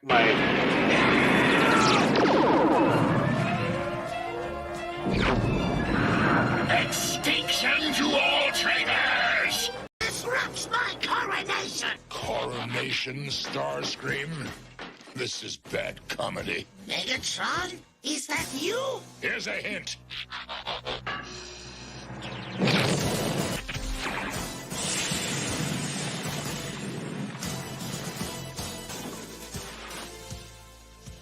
Will anyone else attempt to fill his shoes? What the hell, man? You're the one that excused yourself out. So you're becoming friends with Elon. Is that what's happening here, Baron? Yeah. You gonna message him again? You guys gonna go private me and DM? Grimes, Grimes and I are going to hang out somewheres and long suffering and well, Judge Dredd. Baron, you're not even have a check mark. So Baron, wow. in this case, you're Megatron, and then you come back as Galvatron, and you get rid of me. Oh, I see. Okay, yeah, okay. I see. I understand. Yeah, I agree, Lord. There definitely is good sci-fi franchise YouTube fan-made content. Yep, I agree. Right. There can be really great stuff out there. People, because they show how much they care, even when they have a really small budget. I mean, even if you're doing something like a fan film of X-Files, I remember something my brother did that was like only 5 minutes, but it still felt like X-Files. Even though it was low budget. So that's what you want to do with any of these franchises. You can just tell how much they care. That's why hire these people. Meow, meow, meow, meow, meow, meow. So it says, where are the racist Star Wars fans? So following reading the article and interview, I went to Jodie Turner-Smith's Instagram page and expected to find thousands of posts of relentless torrents of racist abuse. What I found was just the opposite. I couldn't find a single racist comment or even a negative one. It's possible her PR team scrubbed the negative remarks, or perhaps the so called racist comments represent a small minority, which is usually what it represents, Yeah. which I believe is more likely. In fact, all the comments I found were glowing, with fans even suggesting Jodie Turner-Smith should play Storm in the MCU and that they loved her. No. Good for them. Good for them. Yeah. And Yeah. they want to I mean, I'm cookie. not being mean. Yeah, no. I mean, I'm not being mean. I mean, if that's what they want, hey, good for them. Yeah. I mean, I don't care. I have no interest in the actress. It has nothing to do with No. race or anything like that. No. It's just the only time I really heard of her is playing in this piece of turd Acolyte series. I just there's But this show. I have- The biggest problem with the show, and of course, Jace had shown me some of the episodes. Well, first it starts off like The Matrix, and they made it Right. very clear they wanted Carrie Ann Moss as Trinity. At least it felt that way in the first episode, and then the second episode. yeah. It's just, well, the problem is with this is it's just illogical, and people get mad when you say that. Well, it is illogical. It makes no sense. How now the lightsaber, whatever color it changes is your mood. I mean, I guess there might have been something like that, but it just seems like, what is it, a push pop? It's weird. Never has been. No. Has been. No, but I mean, they'll try to argue that it has. Well, they're the red lightsaber. That's how the person of the Sith character felt, and so that's why the lightsaber was red. And it's like, whatever. But that's the kind of arguments they'll always continue to make. It's just these things just don't make sense. That's the problem. They just don't make sense. That's why a lot of this stuff, a lot of these properties, it starts becoming more people's fan fiction. And they must make it a reality. It's really unfortunate all the time, Right. because it just doesn't fit. I want it. My vision, at least for something like the Book of Boba Fett, is that we're going to have, he is legitimately going to become a mobster, and he's going to be like, okay, if you don't like what I'm doing here in Tatooine, I'm going to feed you to my Rancor. That's what I'm going to do. And that's the kind of Boba Fett I was hoping for. Well, yeah, but they castrated this mob boss. Right. Exactly. They castrated. And so it becomes so baddest goofy and ridiculous. Yeah. Oh, no, it's Spocko, man. These Vulcans, dude. These Vulcans are How you doing, Spock? You ready to toast this Friday, brother? Yeah, I hope so, buddy. Let's toast some Klingons. But, when it comes around to, again, the original and real lore of Star Wars, I don't care what anybody says, of the EU overall, because it's as close to George Lucas's vision, and George Lucas has used EU in his own projects. Lightsabers, the reason why you had a lightsaber for the Jedi, for the Sith, was simple. They were artificially made. They were synthetic crystals, which in the mood of the Sith, because the Sith were not really into nature. They were not, they weren't into the natural things, as evident as how you saw the Emperor with his Death Stars, in his war machine, Darth Vader with his cybernetics. Just divorces himself from the natural world, and they're supposed to be slightly weaker than the other blades, but they were still strong enough to hold up. But that's why they're red. It was rejecting the Jedi that was using crystals. Well, it's just the same with all these franchises, man. Ghostbusters, all this stuff. It's like you need to understand what these stories are about, what these characters are about. Then when they always play the same game, same with the Charlie's Angels stuff. They had what Charlie's Angels was before, and then they made another movie, and it's like, oh, it's this way, and it's like, oh, they don't like it because it's all female centric. No, you need to follow what a lot of the formula is. That's why people like these shows so much, or these movies, or these stories, because there's a certain formula in there. And when you change too much of it and it doesn't make sense, then it's a huge problem, and that's why it turns off people. That's why it upsets people. Well, how can Charlie's Angels people not liking the sequel are the reboot that they did of Charlie Angels? Right. How can when you had the original movie and it was success with Lucy Liu and Barry Moore? Right. It was so a good how success, can it go from how can it go from that to crap? Right. And then you turn around and say all these people don't like women in these roles. Right. This role. Then you wouldn't have had a success in the first place to do the sequel or do another attempt after that. Right. No, exactly. It's in your face, and you wouldn't have had a TV show to make this movie exactly be based off it. Right. That was in the 70s. And Spock has a question for you, Baron. What? He says, I got a question for Baron. Do you think we should have focused backwards after episode 6 instead of forwards? Did we need anything after 6, especially since Legends satisfied so many? Well, you know what? Going back to an earlier day of the Republic, 1,000 years or maybe 500 years, yeah, that would have been interesting. But the one thing is, it breaks up what. See, the only problem is with that one. The Star Wars movies, the trilogies, are all about the Skywalker family. It's a Skywalker family event, and primarily the first 2 trilogies is about Vader and his trip from being a good guy, falling, in his redemption, and his son bring him back. It's the name of Return of the Jedi. It was about Vader. And George Lucas kind of threw a little bit of a wrench in that when he made Padme have the quote-unquote virgin birth, midichlorian birth. So there really wasn't a Jedi Skywalker before that. That would be significant, not really part of that journey. Don't you mean Anish? That was Anakin's mother, Anish. Oh no, that's not the she's. It was Anakin's mother who had the virgin birth, not Padme. Yeah, it's not. Yeah, sorry, I said Padme. His mother, but his mother was. What was his mother's name? I got a mail block on that, but I don't think it's Anish. I'll double check. Yeah, go ahead. I might be wrong. I'll be the first one to admit it. I might be wrong because I'm pulling out stuff from my data banks that some of it's very dusty.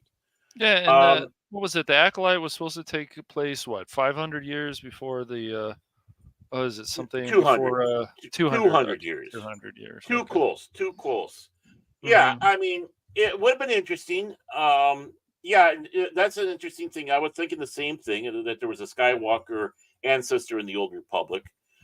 Maybe there might have been, and but if they're going by the same premise, right? He wouldn't have been able to get married because George Lucas put that in there that Jedis can't have attachments like that. Now, obviously, in the old lore, as you go back, that wasn't the case. He did have Jedis that married, and Jedis marrying Jedis that was helping strengthen the order and the abilities, and sometimes it did nothing. But with that across the board, it'll be kind of hard. It depends on when that was implemented in the Star Wars universe, and we don't have an exact date or time when that happened. So we just know that the last 1,000 years, of the Republic was in somewhat of a peaceful state. My apologies. It was Shimmy Skywalker. Yeah, Shimmy. My apologies. Yep.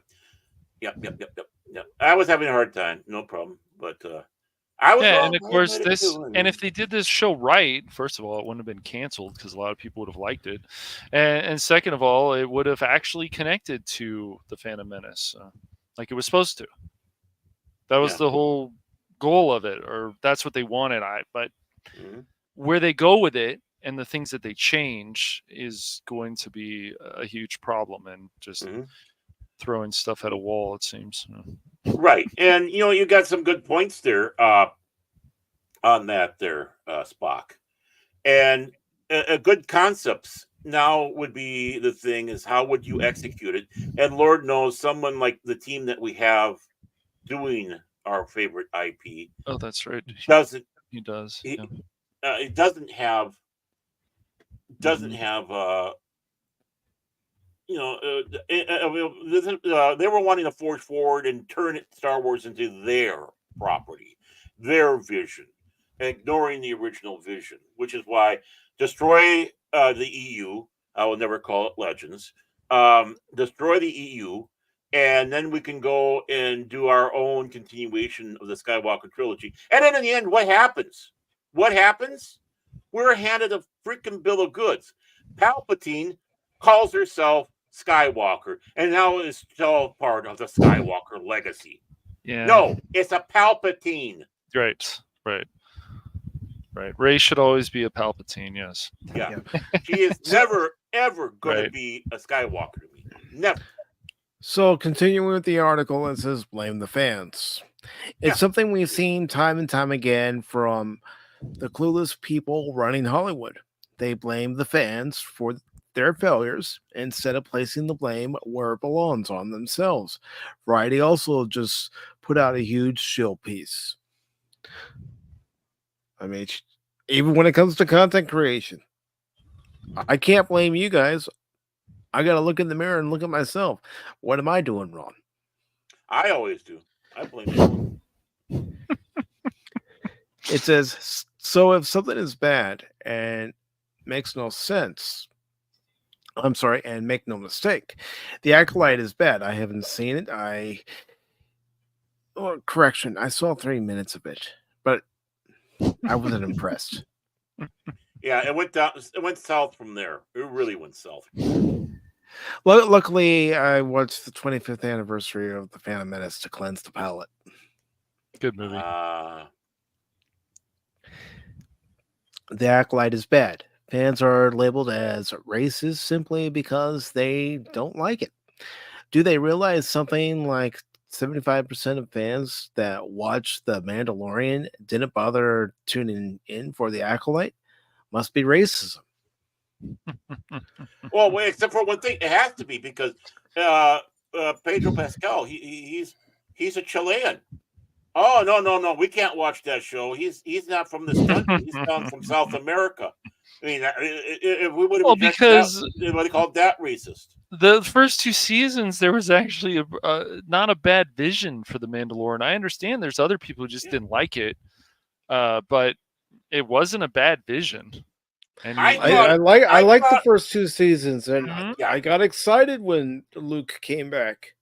Yeah, you can find it here on the channel, and you can see my excitement. It's when I used to go on camera a lot. Mm-hmm. Yeah, but right. And the thing is that the Mandalorian was giving me hope that maybe they were turning around and getting it. Oh, no. Dennis Filoni had to become a full-fledged toady. I mean, it's crazy to me, even Rodriguez. It's like, dude, you've done some great stuff in your life, man. And you don't want to understand Star Wars and you're working on the Book of Boobaloo. It's like, come on, dude. I think he directed 1 or 2 episodes, maybe more, but I think he did at least direct 1. So it's like, do your research if you're going to be. This is a beast, as I like to say, and you have to respect the beast. And if we had a problem again also with black people, then we wouldn't have loved Carl Weathers in there. Yes, Carl Weathers was a quality character. It made me upset when solid he character. Like, yes, we're not going to see him in that role anymore. No, excuse me. We loved him. Yes, we loved him in the Rocky movies. Yes, we loved him in Predator. Yes, yeah, and of course we loved him in The Mandalorian. Just to name a few. Yeah. Whenever he showed up, it's like, oh, it's Carl Weathers. Yeah. Really good actor. Yes. Right. I mean, it's like, how don't stop it already. There's enough proof to show that you are liars and you're lying. and that you are the racist, that all you can do is hang on that crutch. I know, let's use the black people on our staff as a tool and a weapon to explain why they didn't like our product. Congratulations, right. They just became, all they are is just a tool. Yep. Nothing more. They're not even a person now. They're just a scapegoat. Oh, nobody wants to be a scapegoat. Nobody. No. And if you're so hell bent about race swapping and other things, then make sure the character still is the character. Right. As in, make sure it follows what the formula has always been. Changing something like young Lando because now Lando needs to be in love with a robot in Solo is ridiculous. Well, he's pansexual now. That's right. He's pansexual. That's right. Or as I like to say, trisexual. He'll try anything. Right, trisexual. I like that. I mean, what do you got? I'll do it. It's like, no, that's not Lando. No, it's not. And real quick, I just want to acknowledge something. Oh, it's a good thing. It's not a bad thing, Baron. Why are you freaking out? Usually when you sit back and say you have to acknowledge something, it's like, oh no, what happened now? But no, it's a logical thing. It's a logical thing. Yes. All right, put the money in the bag. I'll buy that for $1. I love that. So Spock of Spock's Friday Nights with a $5 super chat says, "Live long and prosper, one and all, till all are one." Wasn't my best prime, but no. You get the gist. Go back, all back are one. There, now that's a little better. That was better. Yeah, that was better. Yeah. All right, so getting back to what remains of this article, excuse me, what is really going on? I think what is really going on, and this is the author saying it, is that these types of shill articles and comments from the actors are meant to save face. It's an attempt to convince the studio that the reason for said failure isn't on them. Well, we did a good job, but the fans are racist. We need to change them. Instead of, we fucked it all up. Let's fix it. At the same time, there are also those who want to validate their existence by blaming the fans instead of accepting the blame. How's that working out? It's true in all facets. Yes. Yeah. It is. And the thing is if it's trying to appease the powers to be, they know on top. They know why it flopped. They know it's because but they don't care. They're following the DEI plan. We're going to shove this down your throat until you're going to just give in and accept it. They want us just to give in, accept it, be consumer, live the life of they live. I'm sure if we had the proper glasses to put on, when we look at Bob Iger, Kathleen Kennedy, Kurtzman, all those guys, there'll be those aliens. Well, I was going to say, I know it's not a new member, but I still have the appropriate clip for it. I have come here to chew bubblegum and kick ass. And I'm all out of bubblegum. Good old Rowdy Roddy. Roddy Piper. Just when you have the answers, I change the question. Oh, that sounds like this administration. I'm sorry. Don't cross him, or else you'll meet a coconut on your own coconut. Are we gonna have to? Are you gonna turn into Picard, Baron, and we're gonna have to put you in the corner? And then you go, "I'm sorry. I'm so very, very sorry." He's fine. He's behaving tonight. I am actually. Yes. I always agree with Phil when he also says that. Yeah, where are the white Zulus? Come on, guys. Where are they? Yep. They got arrested in England for impersonating, being racially insensitive. Yeah, and some tweets that they made, and some tweets he made. So before we go go into any other article, is there anything that anybody in the chat wants to say about this article we just read and the whole situation of, fans being gaslighted, being called racist? Is there anything you guys want to say? Well, I'll just sit back and say, you're not going to get us into shame watching. And the big thing with that too is to shame us into watching it, to prove that we aren't racist. It's like going out there and saying, "I can't be racist. I have a black friend." They're looking for that response. Yeah. And it's like, it doesn't matter who I have for friends.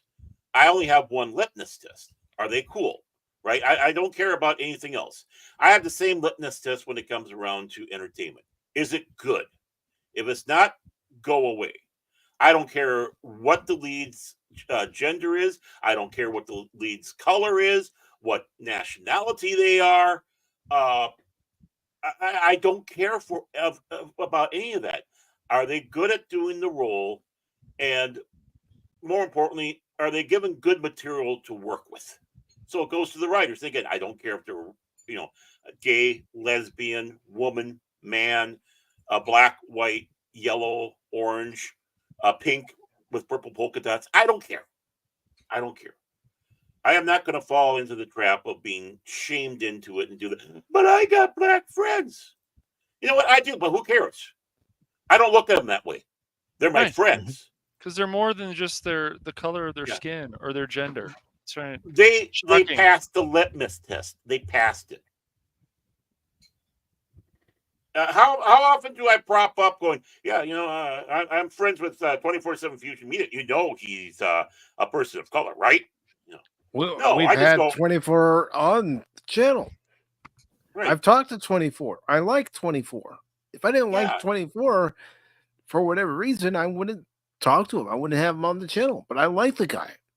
Well, I just want to say thank you, Mike. That's very, very, very kind of you, Mike. I really like that. And now we're going to go out there and blow some shit up. I mean, I wouldn't impersonate him if I didn't like him. You're damn right. I mean, let's be honest here. 24 is a very cool dude. Oh, God, he is. All the stories he has. Mm-hmm. I mean, you've seen his collection of comic books that he has, his movies that he has, and Cash brings it up, not all the time, but he brings it up. When he was on the Pop Talk video game stream, and he brought up the Porky's game and a few other games too. And yeah, he did. That cracked me up. I was like, really? They made a game of that? And I oh my gosh, they did. And then he showed it to us. Yeah. And let's not forget Custer's Revenge, which we have to Oh, see. no. Yeah, that game. Oh, man. I think there's like one video of that on YouTube. I don't even know if that's considered banned or not. I guess if you want to make a joke out of it, but it's really stupid. Yeah. That game is so stupid. It is. It's so stupid. And I know you just said this, Baron, but really, all I ask from anybody, I don't care what gender you are, what your ethnicity is, are you cool? Yep. Are you someone who, we can have a conversation, we could just, be sitting around BSing all day. And yeah. I mean, and put in the terms like for DJ Ronnie G, are you turtly enough to be part of the Turtle Club? Are you turtly enough for the Turtle Club? Turtly enough for the Turtle. And Lord says every time. Yeah, go ahead. Yeah, every time Hollywood gaslights the fans, I roll my eyes and moved along. I got over things, other things to worry about. Yeah, we all do. It's like, okay, then I won't go see your movie. Or they beg you not to see their stuff, and then they turn around complaining you didn't see it. I don't want people like you watching my stuff or reading my stuff, and then, okay, fine, we won't. And then they go, oh, it's racist. They didn't do that. No, you told us not to because you didn't like white men and are straight people or whatever it is. You told us it's not Right. for us and not to read it. We don't want to. So congratulations, you did it yourself. Well, you know, even No, really, folks. Spock is a helicopter. You hear his rotors every time we're on stream together. seems about right. Yeah. But any final words on this particular article? Yeah. What was that lady's name again? Jodie Smith. Come on, Mike. Jodie Smith Turner, I believe. Let me just double check Yeah. myself. Jodie Smith. Okay.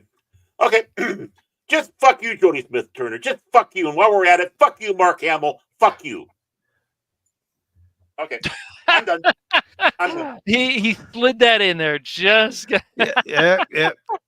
Look, I'm I sorry, will always Jodie Turner-Smith. I apologize. Jodie Turner-Smith. Okay. Oh, Yeah. look, You mean the Turner? reason that he says that all the time, and I want to always make this clear about that, is because of Mark Hamill cannot keep his mouth closed about things. Now, he's an actor. People want to say what they want, but don't think there isn't backlash. So, yeah. Well, the big thing is, Phil, is this true? Is Mark Hamill a troll? You two live under the same bridge. Tell me, is it true? Well, that's Vore that said that. Yeah, Vore said that. Yeah, but I'm asking Phil. Because I'm asking Phil. Is this true? They both live under the same bridge.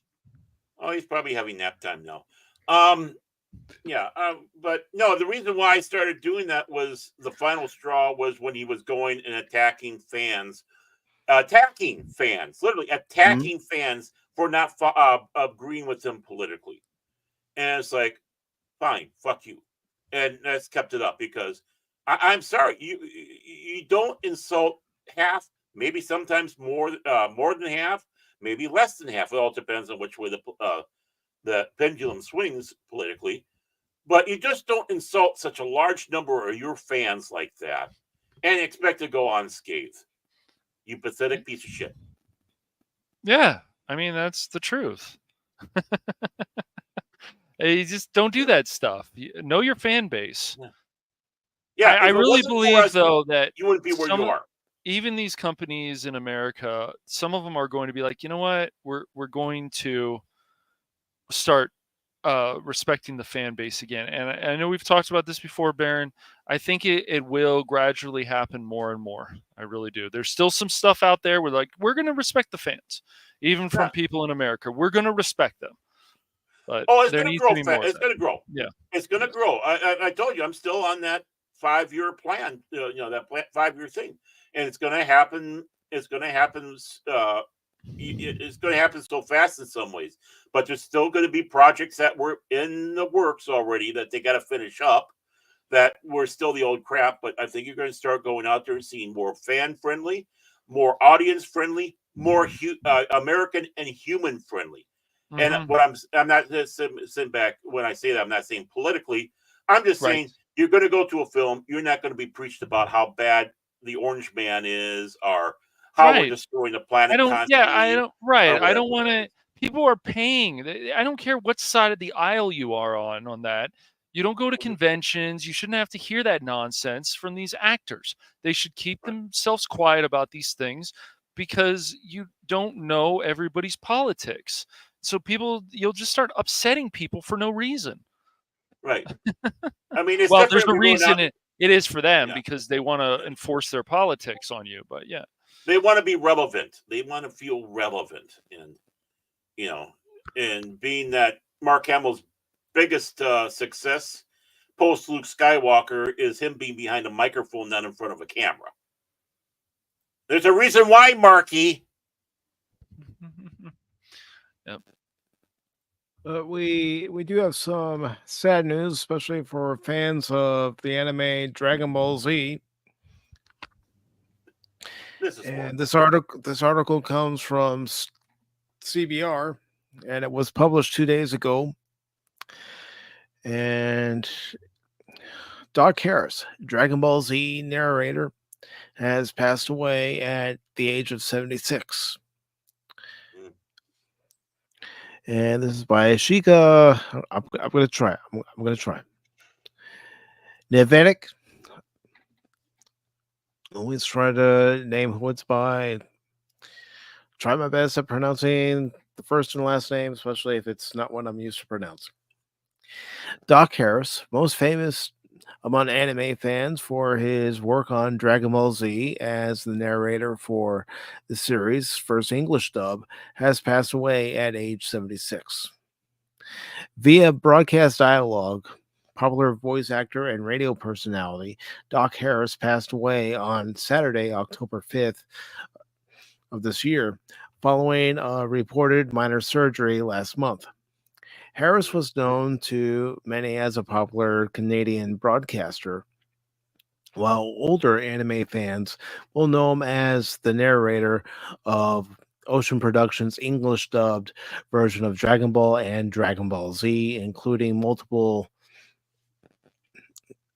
of its movies. And of course, this is the Instagram, and this is him now. At least it was him. And I'll post the link so you all can read that. But it says Harris was known for his silky and deep voice, able to pull in viewers with his depth information. His credits include Barbie and The Rockers, Out of This World, Camp Candy, My Little Pony, Friendship is Magic, and Dragon Ball Z. All of which he shared alongside his longtime friend and colleague, Ian James Corlett. Corlett, who voiced Goku in Ocean's Dub, released a touching tribute yesterday on Instagram, describing Harris as living and breathing music and having a keen eye for movies, as well as crediting him as a huge force in his career. He was one of a kind. This summer, when we were back in Vancouver, I must have said, I must see Doc this trip. I owe him so much. Well, at least a lunch. And now it's too late. Sorry, Doc. I owe you one. Actually, I owe you 100 lunches. Rest in peace, Doc. He said in his first of two posts, later adding, Doc was so gracious of spirit to help out a young gun like me, a guy with essentially little to no experience. He ended, rest in peace, Doc. You're number one in my heart. Rest in peace, Doc Harris. Our condolences go out to not only Doc Harris's family and friends, but also to those fans of Dragon Ball and Dragon Ball Z who loved hearing his narrations. He looks like he might have been a fun guy to hang out with back in the day. Yeah, definitely. And then he got that perfect curmudgeon look for that photo.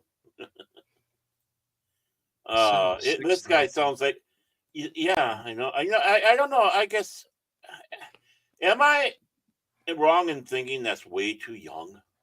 It is. Like at least 10 more years. Mm-hmm.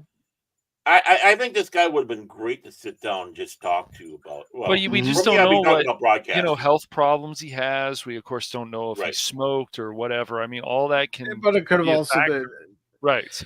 Then the fact that yes, he did have the surgery, but it could still be natural causes. Mm-hmm. It could also be natural causes. Yes. Yeah, sometimes the anesthetic can mess with you and other things. So, I mean, that's how Joan was under, anesthesia. Yeah. Under surgery. Yeah. Mm-hmm. So well, unless for the average age for a male is usually 78 or something. It had gone down, or 72, something like that. That average male can pass away, because usually women live longer than men. I don't know. I guess it also depends on the situation, but yeah. And you want to know why, Cash? Men want to.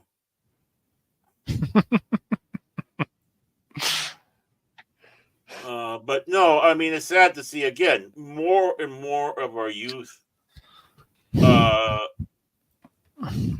and Voices of our things youth, people who we would mean, see on the big and small screen yeah, passing away this year. this is a bad year for us, folks. Bad year. Yeah. Appreciate who we still got left. Appreciate their work, what they're doing, because it's just, it's just horrifying. The Star Wars family is down so much now. Yes. Well, especially anime the has been past losing couple years. people too, besides this Yeah, man. anime. So, Mhm. yes. And we lost the show a couple years ago, but how soon until we lose the last three? And Yeah. there goes another era of our Entertainment. Yes. entertainment, childhood, science fiction, whatever you want to call it. But just take a look at that picture of him in front of the microphone like that. It's like, oh, this guy's got stories. Mhm. This guy's got stories. I bet you and him could have traded stories about doing the radio. Well, he could have more stories than me. I'd be more awestruck and just sitting there with my mouth agape. It's like, But yeah, there's a few things, and I'm sure some would cross the same boundaries because I'm sure every DJ did that. Sorry, radio announcer. I forgot they didn't like me calling myself a DJ. People. I only said people, Cash. I didn't say these people. It's amazing how common that is. Yeah. I'm going to task you, Cash, with reading the next story. Oh boy. Oh my. Yes, folks. Nintendo. This is a make and break. Make and break here, break, baby. Sure. Shake and bake. I don't know that this is going to make him break. I'm leaning more for. I'm trying to keep him calm and cool and collective. You know how hard that is. Oh, right. Shut up, Mike. Cash, calm, cool, and collective. You mean this guy? You know what really grinds my gears? No, that's been Baron recently. That's Cash. That's Cash. That's been Baron recently. No, it hasn't been me. Come on, man. So Cash, take it easy, man. I'm perfectly calm, dude. Calmer than you are. You just take it easy. Calmer than you are. Stop low blow. All right. Cash, can you read? Yep, I'm ready. Are we ready? Excuse me, Mike? I am reading what Spock said with the low blow. Yeah, look at the screen, Cash, before you come and attack me. I will. Otherwise, you come and attack me, Cash. One shall stand, one shall fall. Why throw away your life so recklessly? Come on, man! Don't shoot the messenger. Okay, but that would explain why we do so bad in the gaming streams. You don't read what's going on. We're doing fine. Okay, so we've got an article from Bound in the Comics, and it's from Nicola Pajic. Yes, Pajic, I think is Pajic. Pajic, yeah. Nintendo files patents for VR headset, sparking speculation Switch 2 could go hands-free. Ooh. Okay. So, yeah. That's all we need. Cash with a VR headset bumping into things. Oh, man. Yeah. Can you imagine them on stream with the VR headset on? They have to test this. Well, Spock's got his Meta 3 one, so the one that they did for Facebook. So that looks pretty cool. He did say it's not the most comfortable thing in the world, though. But yeah. Well, yeah, I don't have one. So it's real good to see Redstone over on Rumble. And hey, buddy, what's up, man? Yay! I want to thank Jimmy the Box 01 for following the Rumble channel as well. Thank you very much. Yeah, Phil, what did I tell you, man? Go under your bridge, dude. Okay, leave the three of us alone and go under your bridge. Right. He would, but Biden, I think, took it over right now. Oh, okay. He's back up in Delaware right now, so I see. That's true. And I also want to thank Darth Atroxa for following the YouTube channel. Thank you very much. Oh, awesome. Thank you. Great. Thank you. And again, welcome to the Madhouse. That's right. All right, Kurt Vonnegut Jr. had the Monkey House. Yep. The anticipation for the official Nintendo Switch 2 reveal is at an all-time high. However, surprising rumors and leaks are running wild across the internet. Bounding the comics, Cinder broke down some of the rumors that suggest Nintendo might be working on a new virtual reality and augmented reality device, rather than or in addition to a direct successor to the Switch. Okay, well, that's All right. That's pretty cool. All right. The rumored device is a standalone virtual reality device, something Nintendo has yet to step into. While the details are limited, speculations are running wild, sparking interest among Nintendo fans. Particularly because, as we all know, they have to say that, as we all know, whatever. Nintendo likes to break away from the pact and do their own thing. Well, if my dad was reading this and he was a professor for many years, Bear, and he would say, why does he have to say, as we all know? You know. But anyways, what could they have in mind for a unique take on VR/AR? Virtual reality in gaming is certainly oh my god, burgeoning, I think, with Sony and other tech companies having a fair share of the market. It seems now that got your answer. Nintendo wants a piece of the pie. The Japanese tech giant recently filed a patent for a homegrown VR headset. There are indications that the possible headset will be a mix of virtual and augmented reality, while also pushing the limits further, as Nintendo patent suggests that a device will be able to maintain certain display elements within your field of view, even as you move your head. Now he has to say moreover. Okay. Moreover, leaks suggest implementing advanced tracking technology similar to the HTC Vive. This is a motion capture device that is capable of sensing objects around the device. When this is added to a VR headset, it will certainly enhance the overall experience.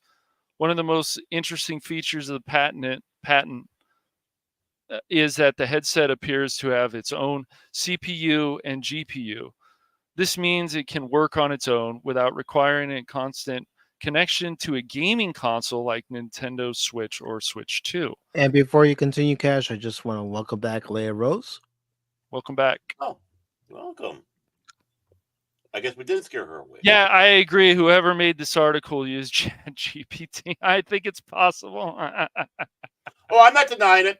That's hilarious, Sip. Some of this stuff is just okay. So that said, it's no surprise that Nintendo is moving towards virtual reality headsets. One of their own creations can be another industry changer. Playing Mario Party, Super Smash Bros., or some other party games, players could interact with each other and the game world fully immersed.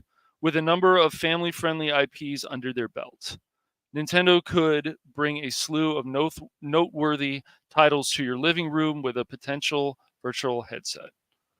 Okay, so it continues on. The Japanese video game giant hasn't confirmed anything on the matter, but all leaks point out that the company is interested in the market. In addition to a VR headset, Nintendo has plenty more in store than the rumored Switch 2. Speaking of which, back in 2017, Nintendo had another interesting patent. The patent includes linked screens, but that has yet to see the light of day. Nevertheless, the unique system would allow multiple Nintendo Switch consoles to be connected, creating a larger screen for multiplayer games. Moreover again, fucking hell, players will be able to extend the additional screen to any side they want by pointing the finger, thanks to the tracking sensor within the screen. Maybe it's time for the patent to enter production with the release of Nintendo Switch 2. Oh, okay. And watch where you point that. Oh, good. Furthermore, leaks are suggesting Nintendo has a touchscreen controller that is yet to enter production. The first patent for such controller was filed back in 2015 before Nintendo Switch was released. The new controller by Nintendo is oval shaped and has a touchscreen display, haptic feedback, and even a voice recognition option. While the technology was far behind when the patent was first filed, the advancement since then is immeasurable. Excuse me. The new potential touchscreen controller would be a fantastic addition to the already existing Switch or the upcoming Switch 2, which I think the name Switch 2 is actually pretty good. Players will be able to map controllers to their own liking while titillating, and moving the controller up or down will result in the same in-game motion. Furthermore, for fuck's sakes, dude, players will be able to talk with the controller thanks to the audio AI integration, which will be able to remind players. Wait a minute. I No. thought Nintendo said they weren't going to use AI. Yeah, they did. I thought they were talk about against it. that. They did talk about that. So, yeah, I guess they're going to use a little bit. I don't. They said that. Okay. Which will be able to remind players of the selected control buttons. And let's be honest, a controller with a few buttons but a touch screen adds to the notion that gameplay might be more oriented around a VR headset than a controller. Watch Cinder break down the news. If any of these developments are true, Nintendo will once again start a gaming revolution once these patents are out. All these devices, while similar to the competition, are unique in their own design. These will counter Meta, Sony, and Apple, among other tech giants that have already used the super factor but to mediocre results. At current, all their devices are struggling with their sales numbers. Here, how many times do they have to say in the article, furthermore, moreover? This sounds like something you would write to try and impress your dad, Cash. See, I can use big words. Right. I can use furthermore. It's silly, man. It's absolutely silly because I don't.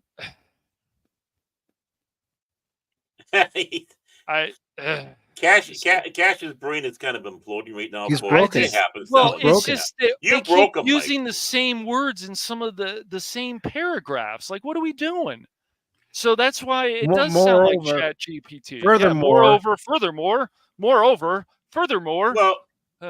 furthermore, Cash. And again. What have we been talking about these last couple of episodes on Pop Talk? With these articles. Exactly. Yeah. It makes you wonder. No, I'm convinced. I don't even wonder no more. I'm absolutely convinced. Are you? Yeah, I am. Sorry, I am. Yeah, put the tinfoil on my head. I believe. I'm like Alex Jones. They're putting chemicals in the water to make the freaking going gay. Run Avatar, Baron. Oh, I'm sorry. Do I have that one? Just a second. Thanks for pointing that out to me. And okay, there we go. The chemicals in the water. What? There you go. Okay, right. And excuse me for that word, burgeoning. There we go. Anyways, burgeoning. Yes. Okay. Oh, okay, my turn now. Okay. Yes, the chemicals in the water are turning the freaking going gay. Oh my gosh. And Red Snob says Ready Player One also says I already have 2 broken Oculus Rifts that I have never really used. The interesting development is the powered internet connected contact lenses.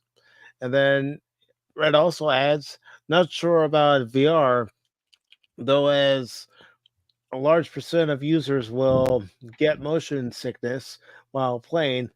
I know I did, and would be nauseous for almost an hour after only 20 minutes of play. The use of AI will almost be mandatory for many development companies or will be left behind. As sad as that may be, true. The more we depend on AI, the less independent we'll be when it comes to non-AI systems. Well, Yeah, and of course their attitude by it is, well, AI is quicker and faster, but does that mean better? Not necessarily. Most of the time is no. Yeah, exactly. I mean, humans screw up, but you realize humans invented AI, so AI has a double factor of screwing up. Participation trophy winner again. Yeah, that's why I agree with Spock and other people that it just feels like freaking AI. It's just the way it's written. It's like, I don't know. Furthermore, Well, see, Cash is taking it personal because he is an AI. So, sure, yes, we're working on Skynet right now. By the way, Cash, have you received your latest patch update? Let me check. I don't think That's so. a no. Yeah, kill all humans. Yeah, I want Nintendo to knock this out of the park, but of course they've been doing stuff and giving headaches to consumers lately with some of the bullshit they've been doing and the suing and stuff. And I don't even think not, even not with their only that, the way they're cracking down on people who are streaming any of their games, especially if they're emulated. right, which and that's why I said I'm like I don't think there's going to be a problem with people if they want to right now stream Splatoon 3. It has nothing to do with emulation, so it shouldn't be a problem. Well, see, And I if it love that is, about. then yeah. Mm-hmm. Oh, I'm sorry. You can Go ahead. finish. Okay. No, go ahead. That's what I know. I love that about the emulation of games that are no longer available. Yeah. They're out of print.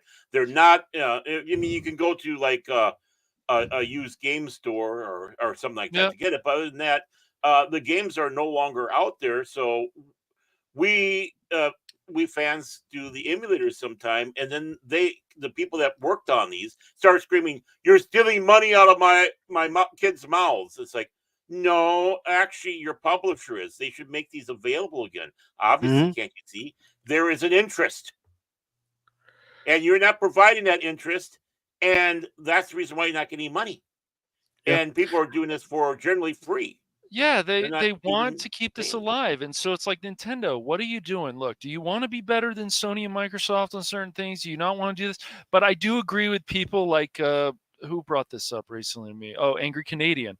And he says, I think it's because people were using the emulation of Ryujinx on stream, and that was not smart.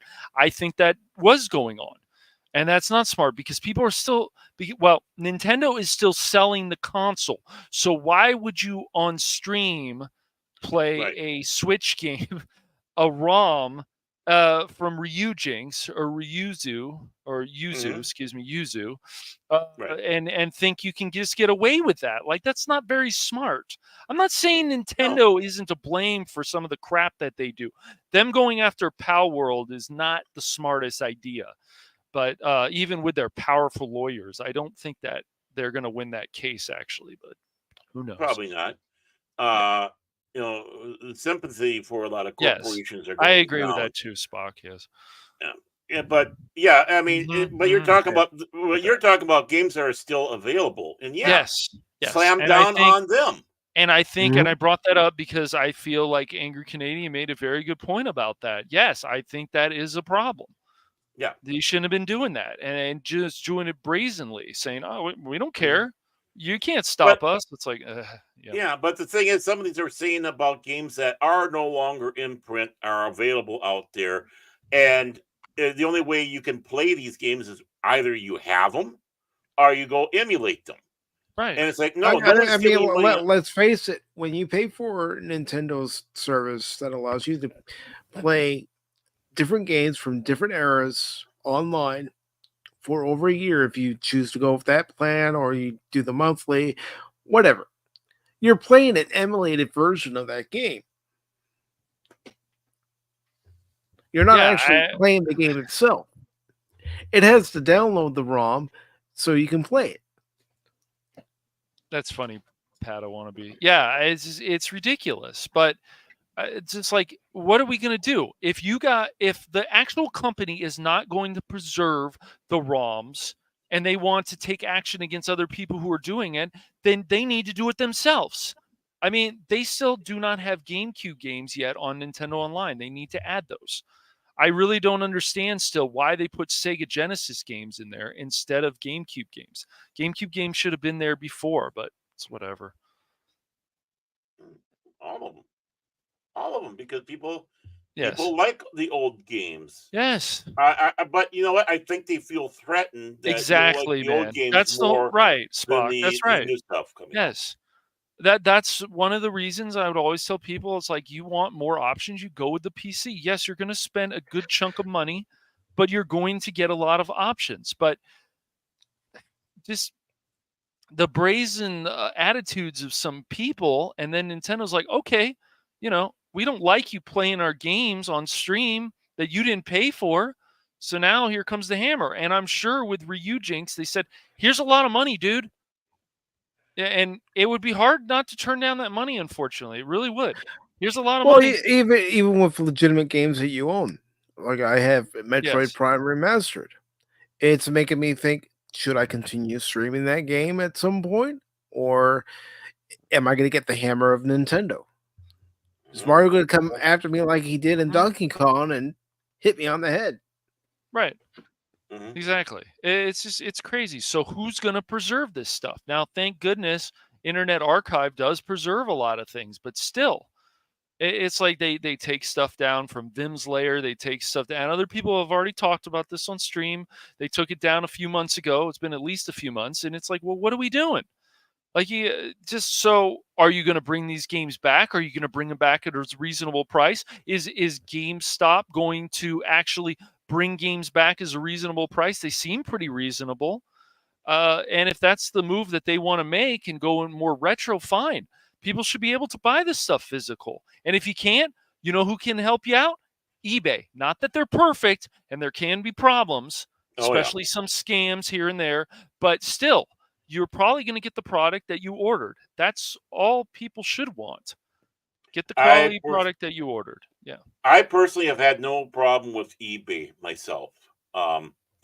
Every time, but I'm not a big buyer off of there. Very and of true, course, man. you go through with that's good. Yeah, me either. Yeah, with the scores and such like that. But I got those trusted vendors out there. I know I can go to. Yeah, 98% trust or whatever. They usually come through. Yeah.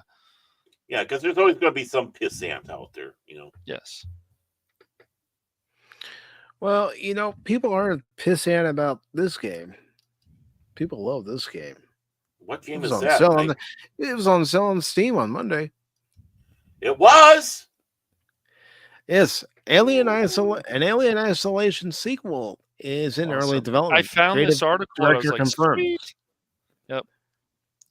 Well, you found it, and I was working on setting up today's stream, so I said, all right, yoink. Yeah, I think we could probably use a sequel to this game. I mean, the first one is very good. I would look at everyone at IGN who's like has still a problem with this game. It's like, come on, guys, what is too hard for you? What is it? Yeah. Well, Mike is the face hugger king in this game, so I'm sure he's. I haven't been caught I agree, yet, but I'm still in the early stages of the game, so it'll happen. Yeah, I know. I do plan to stream it at some point. Oh, cool. But I want to play it off, like get the feel for it. He wants to get more of a feel for it. Yeah, I get that. Yeah, he wants to do the easy mode now and learn the trick. No, Baron. No. Just no. Just no. I said earlier you were behaving. Now I don't know. He was, and then he's like, "See, Spock, you were right. See, you can't do this, and you can't do that." Yeah, it's like, here we go again. Like, dang it, Baron. I'm going to poke Mike again. I'm going to poke Cash. Yes. Anybody? Well, then he goes, doesn't matter about you. Please. Doesn't You matter hear that, Cash? I didn't guy. poke anybody. I'm not poking anybody. I didn't do it. Patting his I'm eyes. Nice. I'm sweet, nice, and innocent over here. Man. I call bullshit. And you didn't press the button? Oh, I said it myself. I said it myself. At least I feel like Oh. these articles from WCCFTECH, I don't think are actually written by Chat GPT. At least the way I they hope not. write. So I hope not, but Yeah, it's probably another source. could be, This is yes. by Francesco Di Mio, and it was posted on Monday. Monday. And it says an Alien Isolation sequel is currently in early development. The original game's creative director confirmed today. To celebrate the 10th anniversary of one of the best games inspired by the long running franchise, Alien Isolation creative director Al Hope shared a new message that is, on social media talking about Creative Assembly's desire to create a news story that would capture the atmosphere and terror of the original 1979 movie, while thanking players for their continued support since the game's release back in 2014. At the end of the message, which can be read in full below, Hope confirmed that a sequel is in early development and more information on this game will be revealed when the team is ready to talk more about it. Well. Kind of like Cash's upgrade. I don't know. Upgrade ever. I have only started playing the first game. I can already see why people like it. I'm thinking, come Really on. good game. Yeah. Come on. I want to meet a xenomorph and try to hide and not get killed. And Well, it's something, you know. You just that xenomorph, especially when it comes down, boom, boom, boom, boom, it starts making all this noise. You're like, oh crap! All right, where's a vent? I need to hide for a while. But one where's of the the worst. locker? I need to hide. Yep, I'll be okay. All right, I think they're gone. And then of course there's some part. Well, I don't want to spoil anything for you. I don't know how. Oh, don't worry. Don't worry. I'll probably Okay. come out of a vent or a locker at some point, and Yes. it'll be right there. Oh yeah. Close to the end of the game, I'm not going to really spoil anything, but you have to be very careful because my gosh, dude, I think at the end when I finished that game a number of years ago, the xenomorph came out. It's like, hi, how's it going? He's like, oh fuck, not again. It's like you kind of feel like I got to get through this. Oh shit, this is not a good idea. Yeah. Hello, my baby. Hello, my Have darling. you Hello, my gotten eggplant to gal. I'm sure you've gotten to the Andors, right? Yeah. Okay, yeah. I hate those things, man. When you look at them too long, they start choking you. It's horrible. Mm-hmm. Trust me, if you want to hear me scream at some point, you're gonna hear me scream at some point in that game. Going, oh shit! Yep, those things are annoying. I remember I was hiding under a table so they wouldn't see me. I hate those things. Kind of like you do before the show. That's right. I hide from Baron. He's very scary sometimes. Yeah. I don't blame you. I thought it was Phil.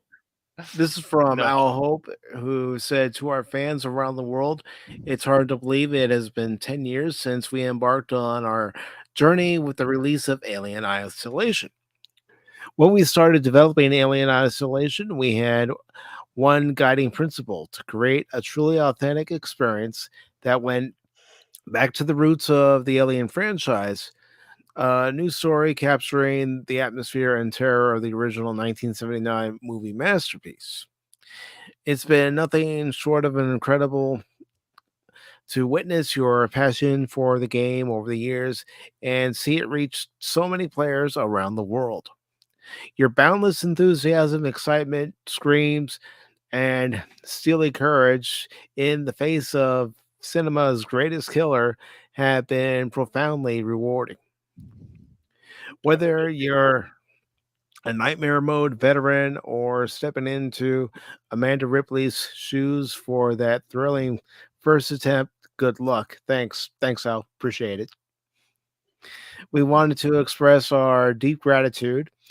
It was a dream project brought to life by a brilliant team, and the reception you have given it over the years is extraordinary. On the 10th anniversary, it seems it seems only fitting to let you know that we have heard your distress calls loud and clear. Today, I am delighted to confirm, on behalf of the team, that a sequel to Alien Isolation is in early development. We look forward to sharing more details with you when we're ready. Once again, thank you. Until next time, Al Hope, Creative Director, Alien Isolation.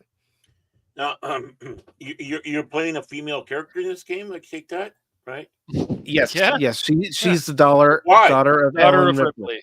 Mhm. Yep. Why? Yeah. Because we're not supposed to like female protagonists. And she is an Especially 10 absolute years ago. badass in this game, Baron. Absolute badass. Well, that's good to hear. She gets scared when she needs to get scared. She also is like, I have to do what must be done.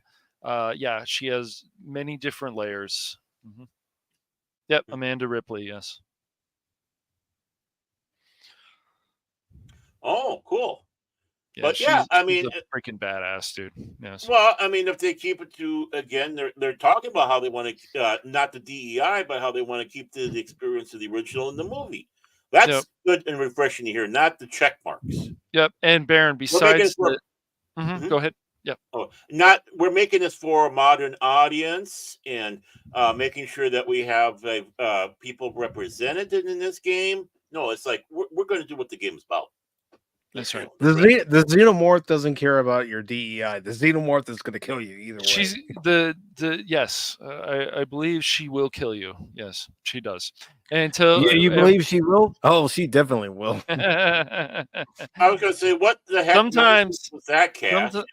sometimes of course you can, you get lucky and hide. And then I remember sometimes when she's right by the locker, because I'm guessing this is the queen. I could be wrong, but I'm thinking this is definitely a queen. And she's very upset. So it's funny though when she walks by the lockers and then you actually hear Amanda Ripley's. It's like she is so scared. I love that.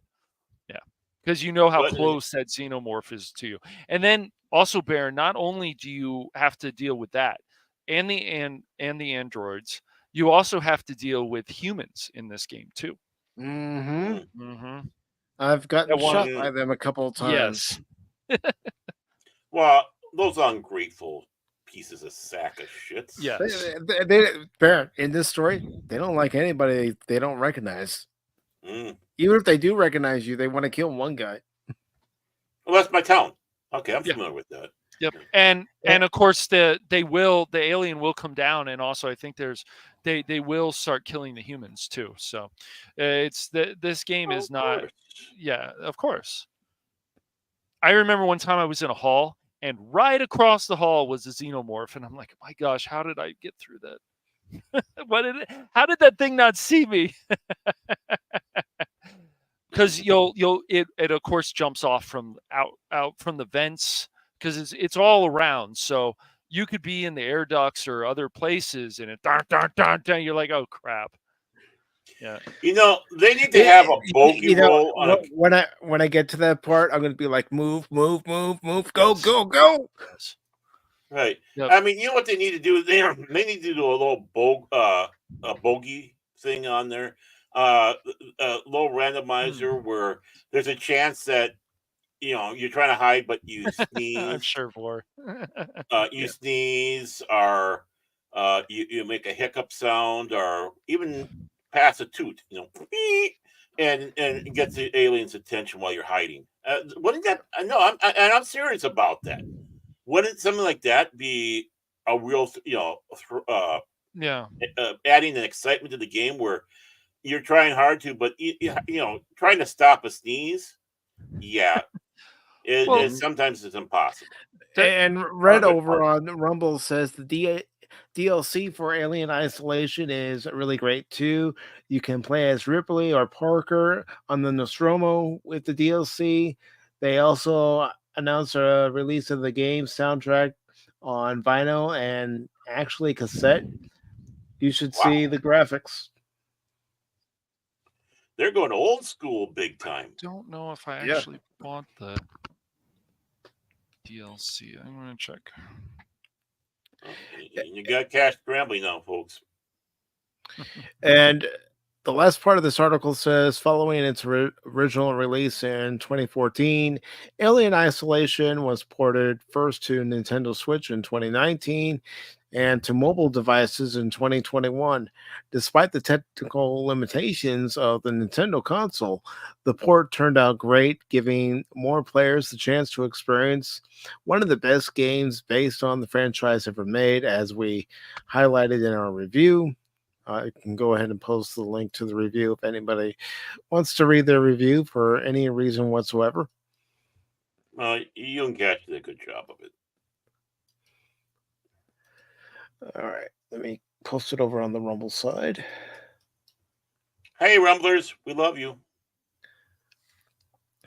And it says Alien Isolation is an essential horror game, and the Nintendo Switch version might even be the very best place to play it, as long as you can ignore the caveats mentioned above, with excellent picture and audio quality, thick atmosphere, and a beautiful aesthetic. It's one of the most interesting licensed games ever released, and a great stealth horror title to enjoy. Yeah, I've had to use stealth quite a bit. Yes. That must have been hard for you. Really hard for you. You know, you need to get this game where you're comfortable with it, and you got to play this before the end of the month.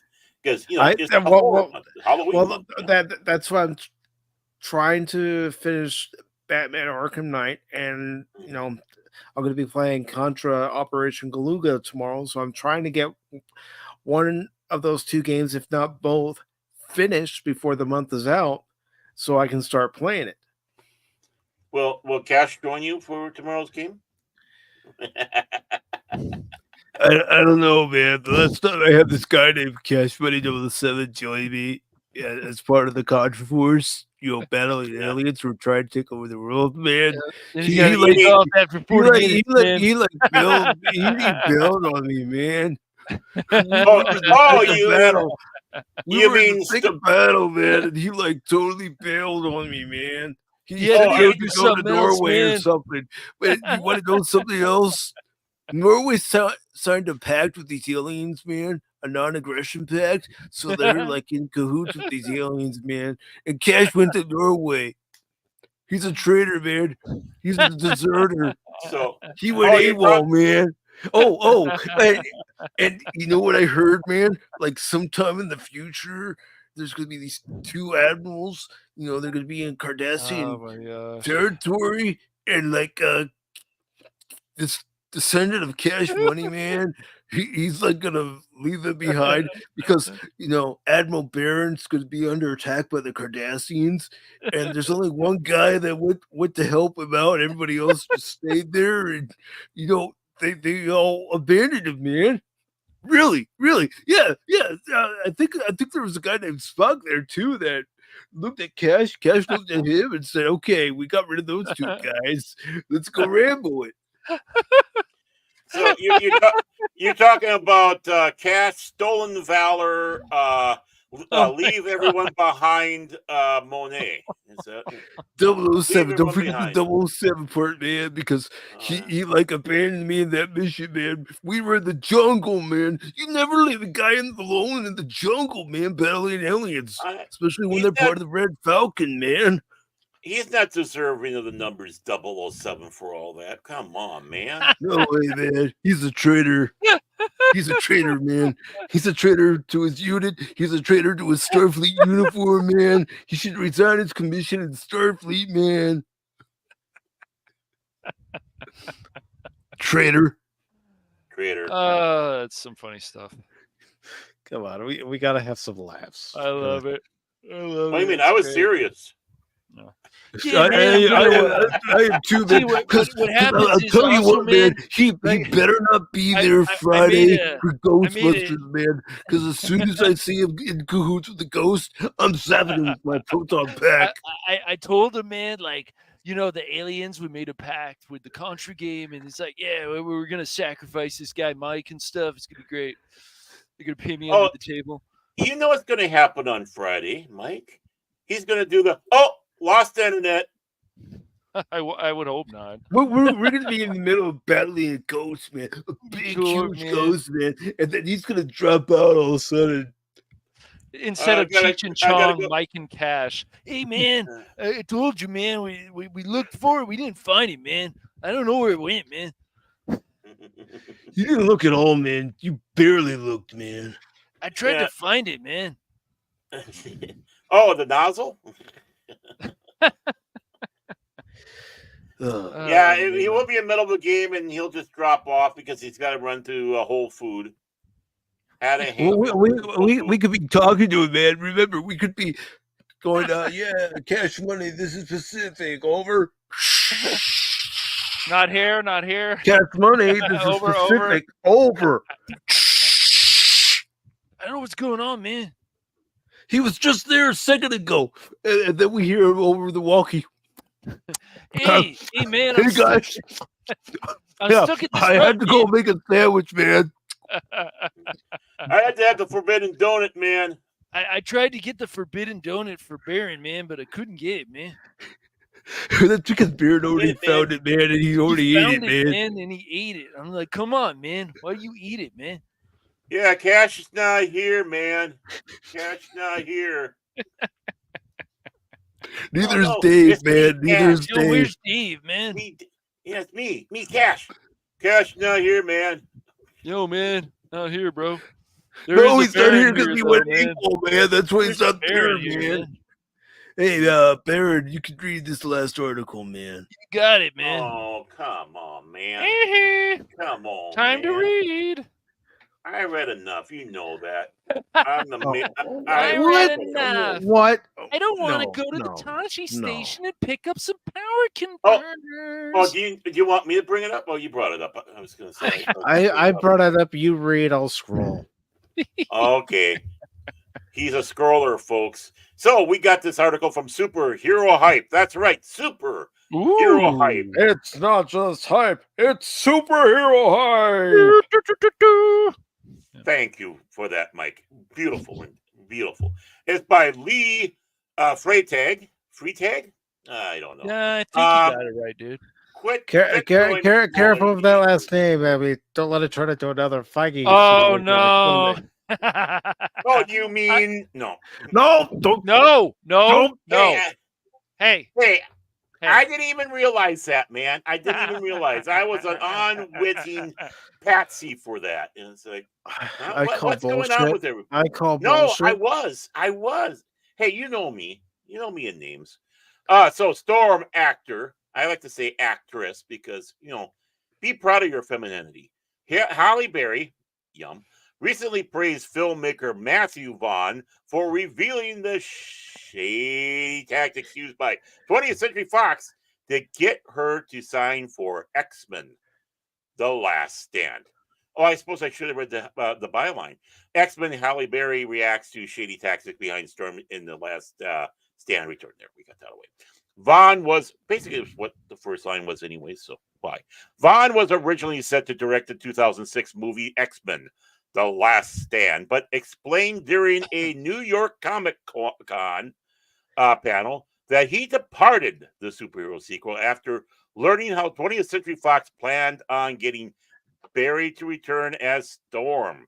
He detailed how he went into one of the executive offices and I saw an X3 script, and I immediately knew it was not a lot of fatter. It was a lot fatter. I was like, what the hell is this draft? He went, don't worry about it. Don't worry about it. And I'm like, no, man, no. I'm the director, man. I'm worrying about this draft, man. After getting his hand on the script, the filmmaker shared how this X3 draft opened with a scene he had never seen before, which was set in Africa. And saw a storm creating a thunderstorm to save a bunch of kids dying of thirst. While Vaughn liked the scene, the executive revealed that it was only there to entice Barry to sign a contract to return as Storm, telling the filmmaker that what he was reading was the Halle Berry script. And once she signs up, we'll throw it in the bin. Really? Vaughn revealed how the trickery rubbed him the wrong way, leading him to depart the movie as its director. Come on, man, you know how they work. With Brett Ratner eventually hired to replace him. I was like, well, you're going to do that to an Oscar-winning actress, and not more importantly, a Razzie-winning actress that actually showed up to accept it, man, who plays Storm. I'm out of here. So I quit at that point, recalled Vaughn in a huff. A video of Vaughn's New York City Comic-Con comments recently went viral, prompting a reaction from Berry, who shared the resurfaced clip on her X account, our Twitter, our Twix, whatever you want to call it. Ya just never know the shady shit going on behind your back. Thank you, Matthew Vaughn, for bringing the dark to light. Okay. Check out the video of Berry and the reaction below. Okay, I'll click it. No, I'm kidding. Is Halle Berry done playing Storm? Following her appearance in all 3 installments of the original X-Men trilogy, Berry has only reprised the role of weather-controlling mutant Orman Monroe, also known as Storm, for one further movie, 2014's X-Men: Days of Future Past. While there were rumors that the actress might appear in Deadpool and Wolverine, Storm never ended up appearing in the Marvel Studios' savior of Disney's Marvel movie. It's not the savior, Baron. In August 2024, Berry revealed that she was never officially asked to return as Storm. Although Ryan Reynolds' wife, Blake Lively, had asked her if she would be interested in being in the movie. Yeah, if he asked me, but he never did. The bastard, Berry explained. However, Berry could still return as the fan favorite mutant in the upcoming Marvel Cinematic Universe movie Avengers: Secret Wars, which is heavily rumored to bring back multiple Marvel legacy actors, including Hugh Jackman's Wolverine. Yeah, we're surprised. When asked in September of 2024, that was last month, folks, in case you didn't know. He obviously didn't know if you knew. If she'd be open to returning as Storm for Secret Wars, Berry said, perhaps, you never know. We'll just find out. Fingers crossed. All 4 X-Men movies featuring Berry as Storm are available to stream on Disney-. They're also available on my DVD shelf. So, yeah, I don't have to worry about Disney Plus. Oh. Okay, that's impressive. Okay, good for you. Good for you. Yeah. Most impressive. Yeah, the Russo brothers are, of course, supposed to do 2 films, and that's, of course, one of them, Avengers: Secret War. Yeah. So, gentlemen, any thoughts on that article? I know it's what, first time? I mean, they do that all the time, folks. They do that shit all the time. They'll even film the scene, wasting money with the intention of throwing it away. So, yeah, it's been happening in Hollywood for years. Mm-hmm. And shady tactics like that have been happening in Hollywood for years. Despite what they try to claim, Hollywood's shady. Yes. Oh, yeah.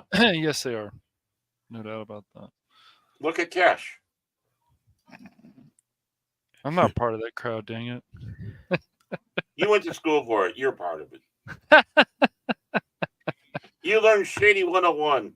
Harvey Weinstein actually came in and taught for one day. God, no. I wanted you to do it. And on that note, seeing as our time has come to an end, it has. Behave yourself, Money Baron. and there an Orman tag. What are you 2 scallywags doing tomorrow? You go first, Baron. No, both of you, both of you, both of you. All Both of right, you. Both of us, fine. Cash. All Well, right. I actually am a little confused. I think Jace will be back Yeah, I tomorrow. think He Jay got said. his- Yeah, I think he said he got his keyboard, so I think he's going to be yeah, back. he He's. said he's I happy know. because he was afraid. He was He was very afraid. afraid. Yeah, he was scared. Yeah, he's seen what you two have done when you've taken over Pop. Well, he was going to worry that we were going to do a whole stream called Jace's and Ortega Simp, but I think he's worried Yeah, about the that. Simpcast. We're going to call it the Simpcast. Yep. Simpcast, yes. But what we're going to be doing tomorrow, though, instead of actually hosting the show, we will be, of course, co-hosts.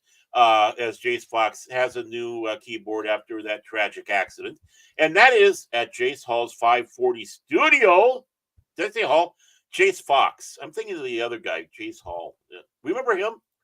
But Jace Fox, 540 studio for the Beyond, and that's anywhere between 6 and 6:30 Central Standard Time, whenever the Norwegian decides to press the button.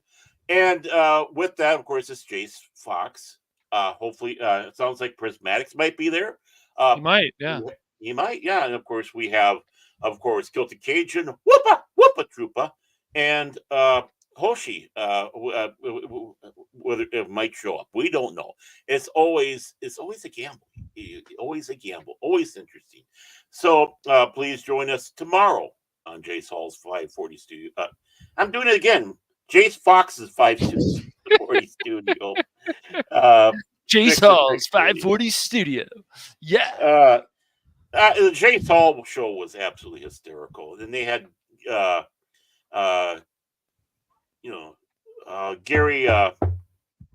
Gary Graham, Sykes from Gary Graham. They had him on there as the smoking jacket guy. Absolutely hysterical. And since I'm still talking, I'm just going to follow through and say on Monday at 5:00, a release of Border Patrol on why am I having such problems? On Baron Orman Tagg's Fandom Legacy. That's right. My channel actually is getting content put on there finally, and that's going to be Border Patrol the third part. Do it so in the training on there. I think I finally adjusted the volumes just right. So I ask you to please come over, join me. I won't be playing it. It's going to be released at 5:00. So anytime after 5:00, it'll be there for you to peruse. And let's see. I'll do this for Cash. I know he wants me to do it. Tuesday, Rumble only exclusive series because we're snooty. It is the Cranky Old Fans broadcast on Cash Money Madness channel. That's right. Cash Money Madness. We'll be tackling two subjects. That's normally what we do.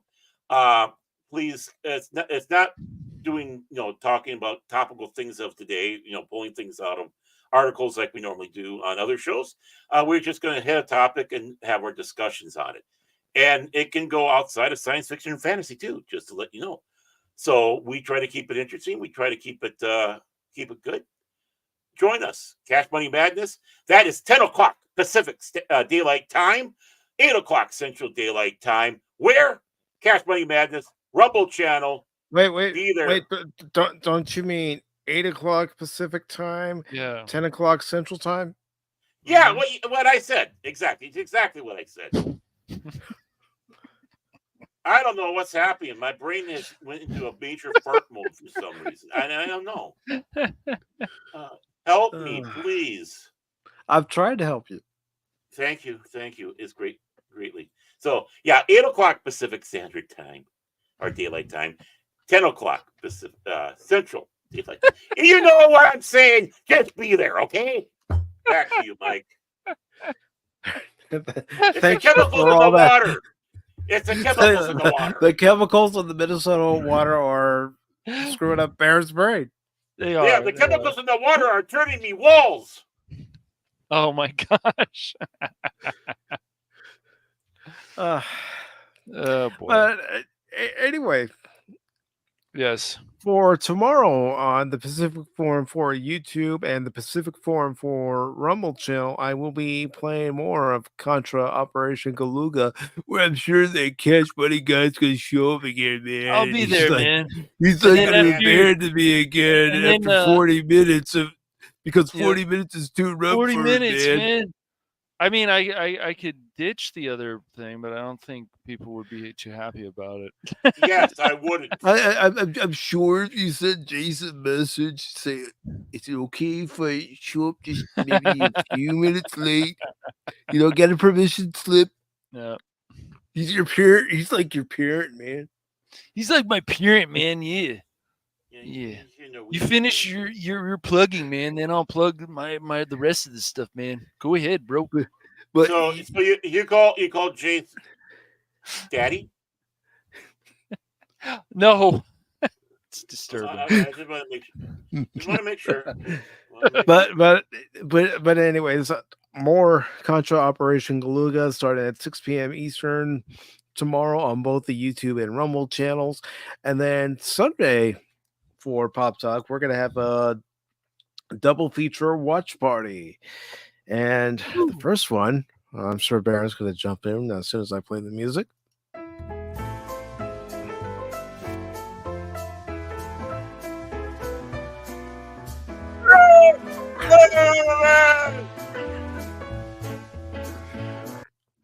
But the first movie we'll be watching for Sunday's watch party on both the YouTube and Rumble channel, starting at 1 p.m. Eastern, will be Mel Brooks' Young Frankenstein. Frankenstein! It's Frankenstein, which stars Gene Wilder, the late Gene Wilder, and of course Cloris Leachman and Madeline Kahn. Oh, yeah. And Terry Garr. Oh, Terry Garr, yes. Peter Boyle. Mm-hmm. That's right. Peter Boyle, good actor. Yeah. Peter Boyle as the creature, just like Barron's the creature. Yeah, he is. It's okay. It's expected. And Gene Wilder cameo.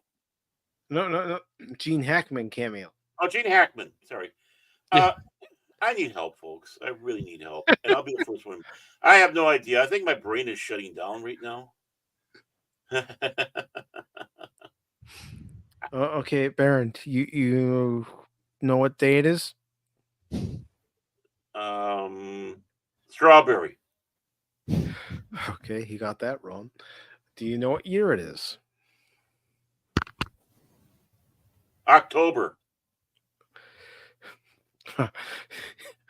Okay, I'm not even going to bother asking the third.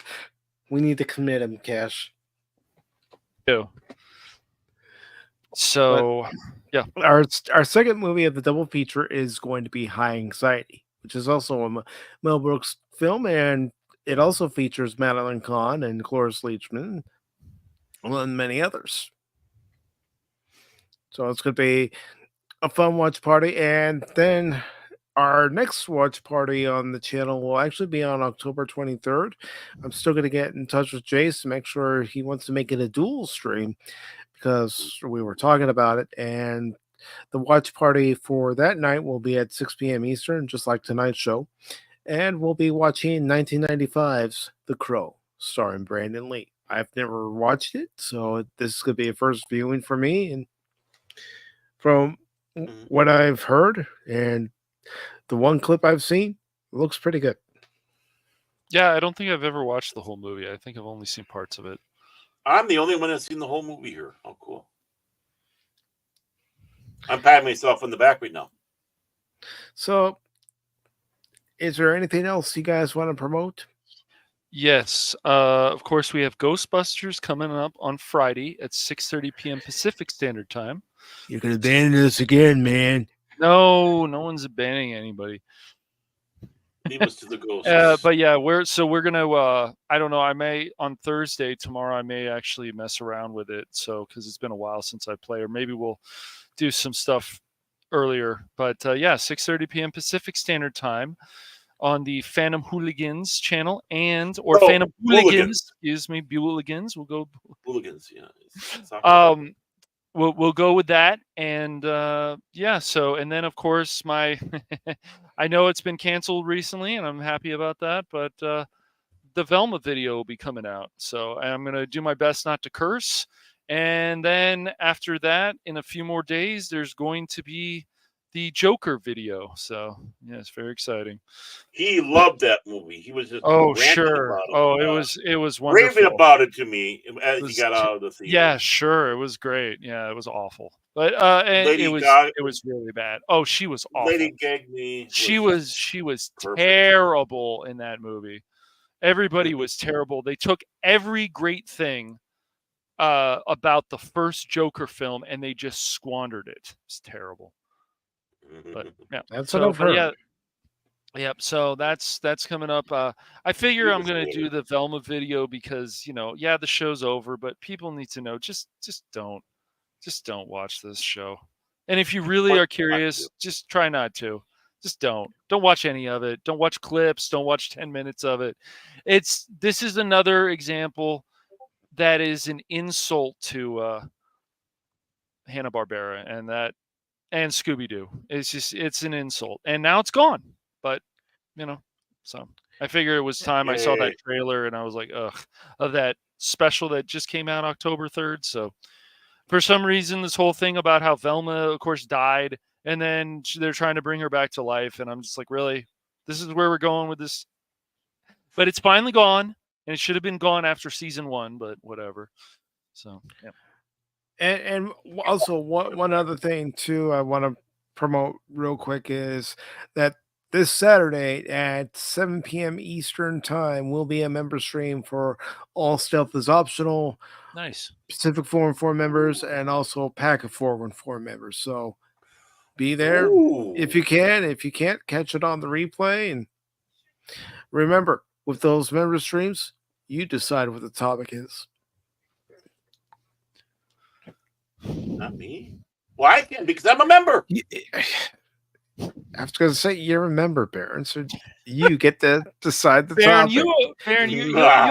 Baron, when you're done with the stream, just splash some water on your face and be like, "I'll be okay. I'll be okay." Yeah.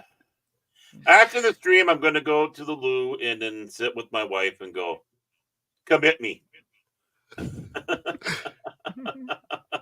But first, before we go, I want to thank everybody who popped into the chat.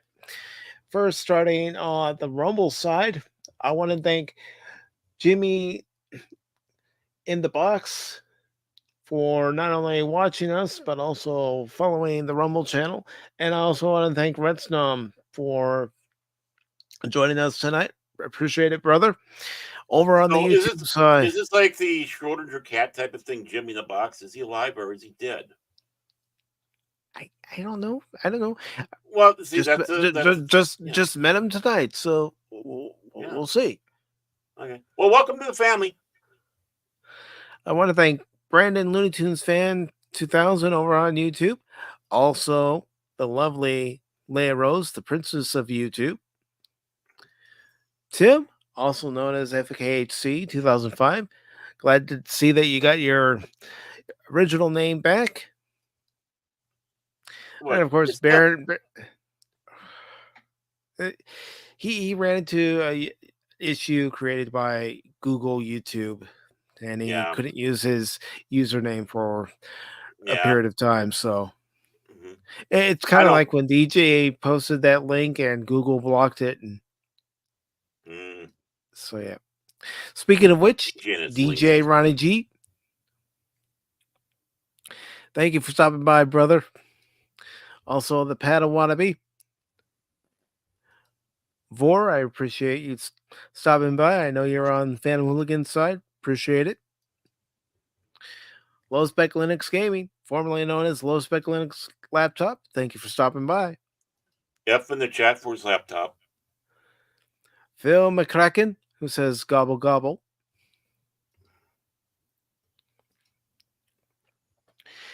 And Lord Lalak, thank you for stopping by. Darth Atroxa, thank you for stopping by and subscribing to the channel. Welcome to Pacific414. You know, we're doing something right if we didn't scare her away. You're wrong. No, I'm Mike. I'm right. Rule number 1, if Mike is right. Yeah, Mike is always right. Rule number 2, if Mike is wrong, see rule number 1. And rule number 3 is where everybody in the chat says, shut up, Mike. No, rule 3 is where everybody goes. Where did it go? Everyone goes, where are you? God, got it. You're moving stuff again. Oh, there it is. Well, Now come to the part where we throw our heads back and laugh. Ready? Ready! There we go. Well, remember, this is our last edition of Pop Talk using StreamYard because of their nefarious practice of raising everybody's price and not telling them directly. Right. They're making it sound like there's new things available to you when they were partially right. Mm-hmm. Your plan went from $10 to $44.99. Yeah. My plan went from $25 to $44.99. Cash's plan, I think he was paying for the $10 plan. I don't know. What plan were you guys on? We were another friend of mine set up a plan. I think it was at $10. I'll have to talk to him about it, but yeah, that was the plan we were on before. Yeah. So the reason why I'm bringing this up is because if you are using StreamYards and you haven't checked your billing, I would check your billing because you're going to be in for a shock. And also that starting on Sunday, Pop Talk's going to look a little different because we're going to be using Restream. So we're not going to have as many clips as we have here. However, the price is right. Yeah. It's a shame. They should offer a lot of clips. Like, we live off of them. Yeah, they should. And I tried to see if I could delete some of their, presets. No, I couldn't remove any of their videos. It's like if I could remove at least a few of these, then I could add some of the ones that we have on here. But we can't. Well, throwing back our heads and laughing, it's got to stay. It's just got to stay, man. I'll try to make room for it. Okay. I know you do your best, Scotty. I always do. But Spock, thank you for that $5 super chat earlier, brother. Appreciate it, brother. Go ahead, Baron. No. Are we done with the thankings? Or are we still going? I am just going through real quick, just to make sure I didn't miss anybody. Okay. You know me, I don't like to miss anybody. Oh, I know you don't. This is about the part where Anna Moss comes in. Yeah, he did come in near the end of my Batman stream last night. Yeah, and one of our Pop Talk ones too. Yeah. Had some flimsy excuse about work. I don't know. And also family responsibilities, that stuff. Anonymous. Anonymous. So far, so good. I'm just double checking. Because between the 3 YouTube channels, we had quite a bit of chatting. We love the chatting. Chatting's good. Yep. Okay. We got everybody. So thank you, everybody. Well, I just add one quick thing before we do go. I'll be very quick here. I want everybody to think about Florida. Be ready to help out as best as you can if you want to give donations or what. They really need our help. This is a double whopper for them down there, and I don't think they can sustain themselves off of a $750 loan they have to apply for and get rejected, and probably pay interest on. So, whatever we were able to, even if it's just thoughts and prayers, because I do believe in that. I've made that known many times, and just let our fellow Americans No, let's be there for them because our government's not. Mhm. That's all. Yes, we're thinking about everybody who is down in the affected areas, and we're hoping for the best. But we know the potential outcome isn't going to be a rosy one. No, not pleasant at all. So again, thank you all very much. Let me just get this last comment here. Oh my God! Have a good night, Vor. Have a good night, everybody. Night, Vor. Talk to you Planes later. are upside down, by the way. Small ones, but they're upside down. And everybody, remember on this channel, don't ever give up on me in a game, because just when you do, you might miss something. But more importantly, pray for us all. Have a Yes. good night. Amen. Autobots, transform and roll out.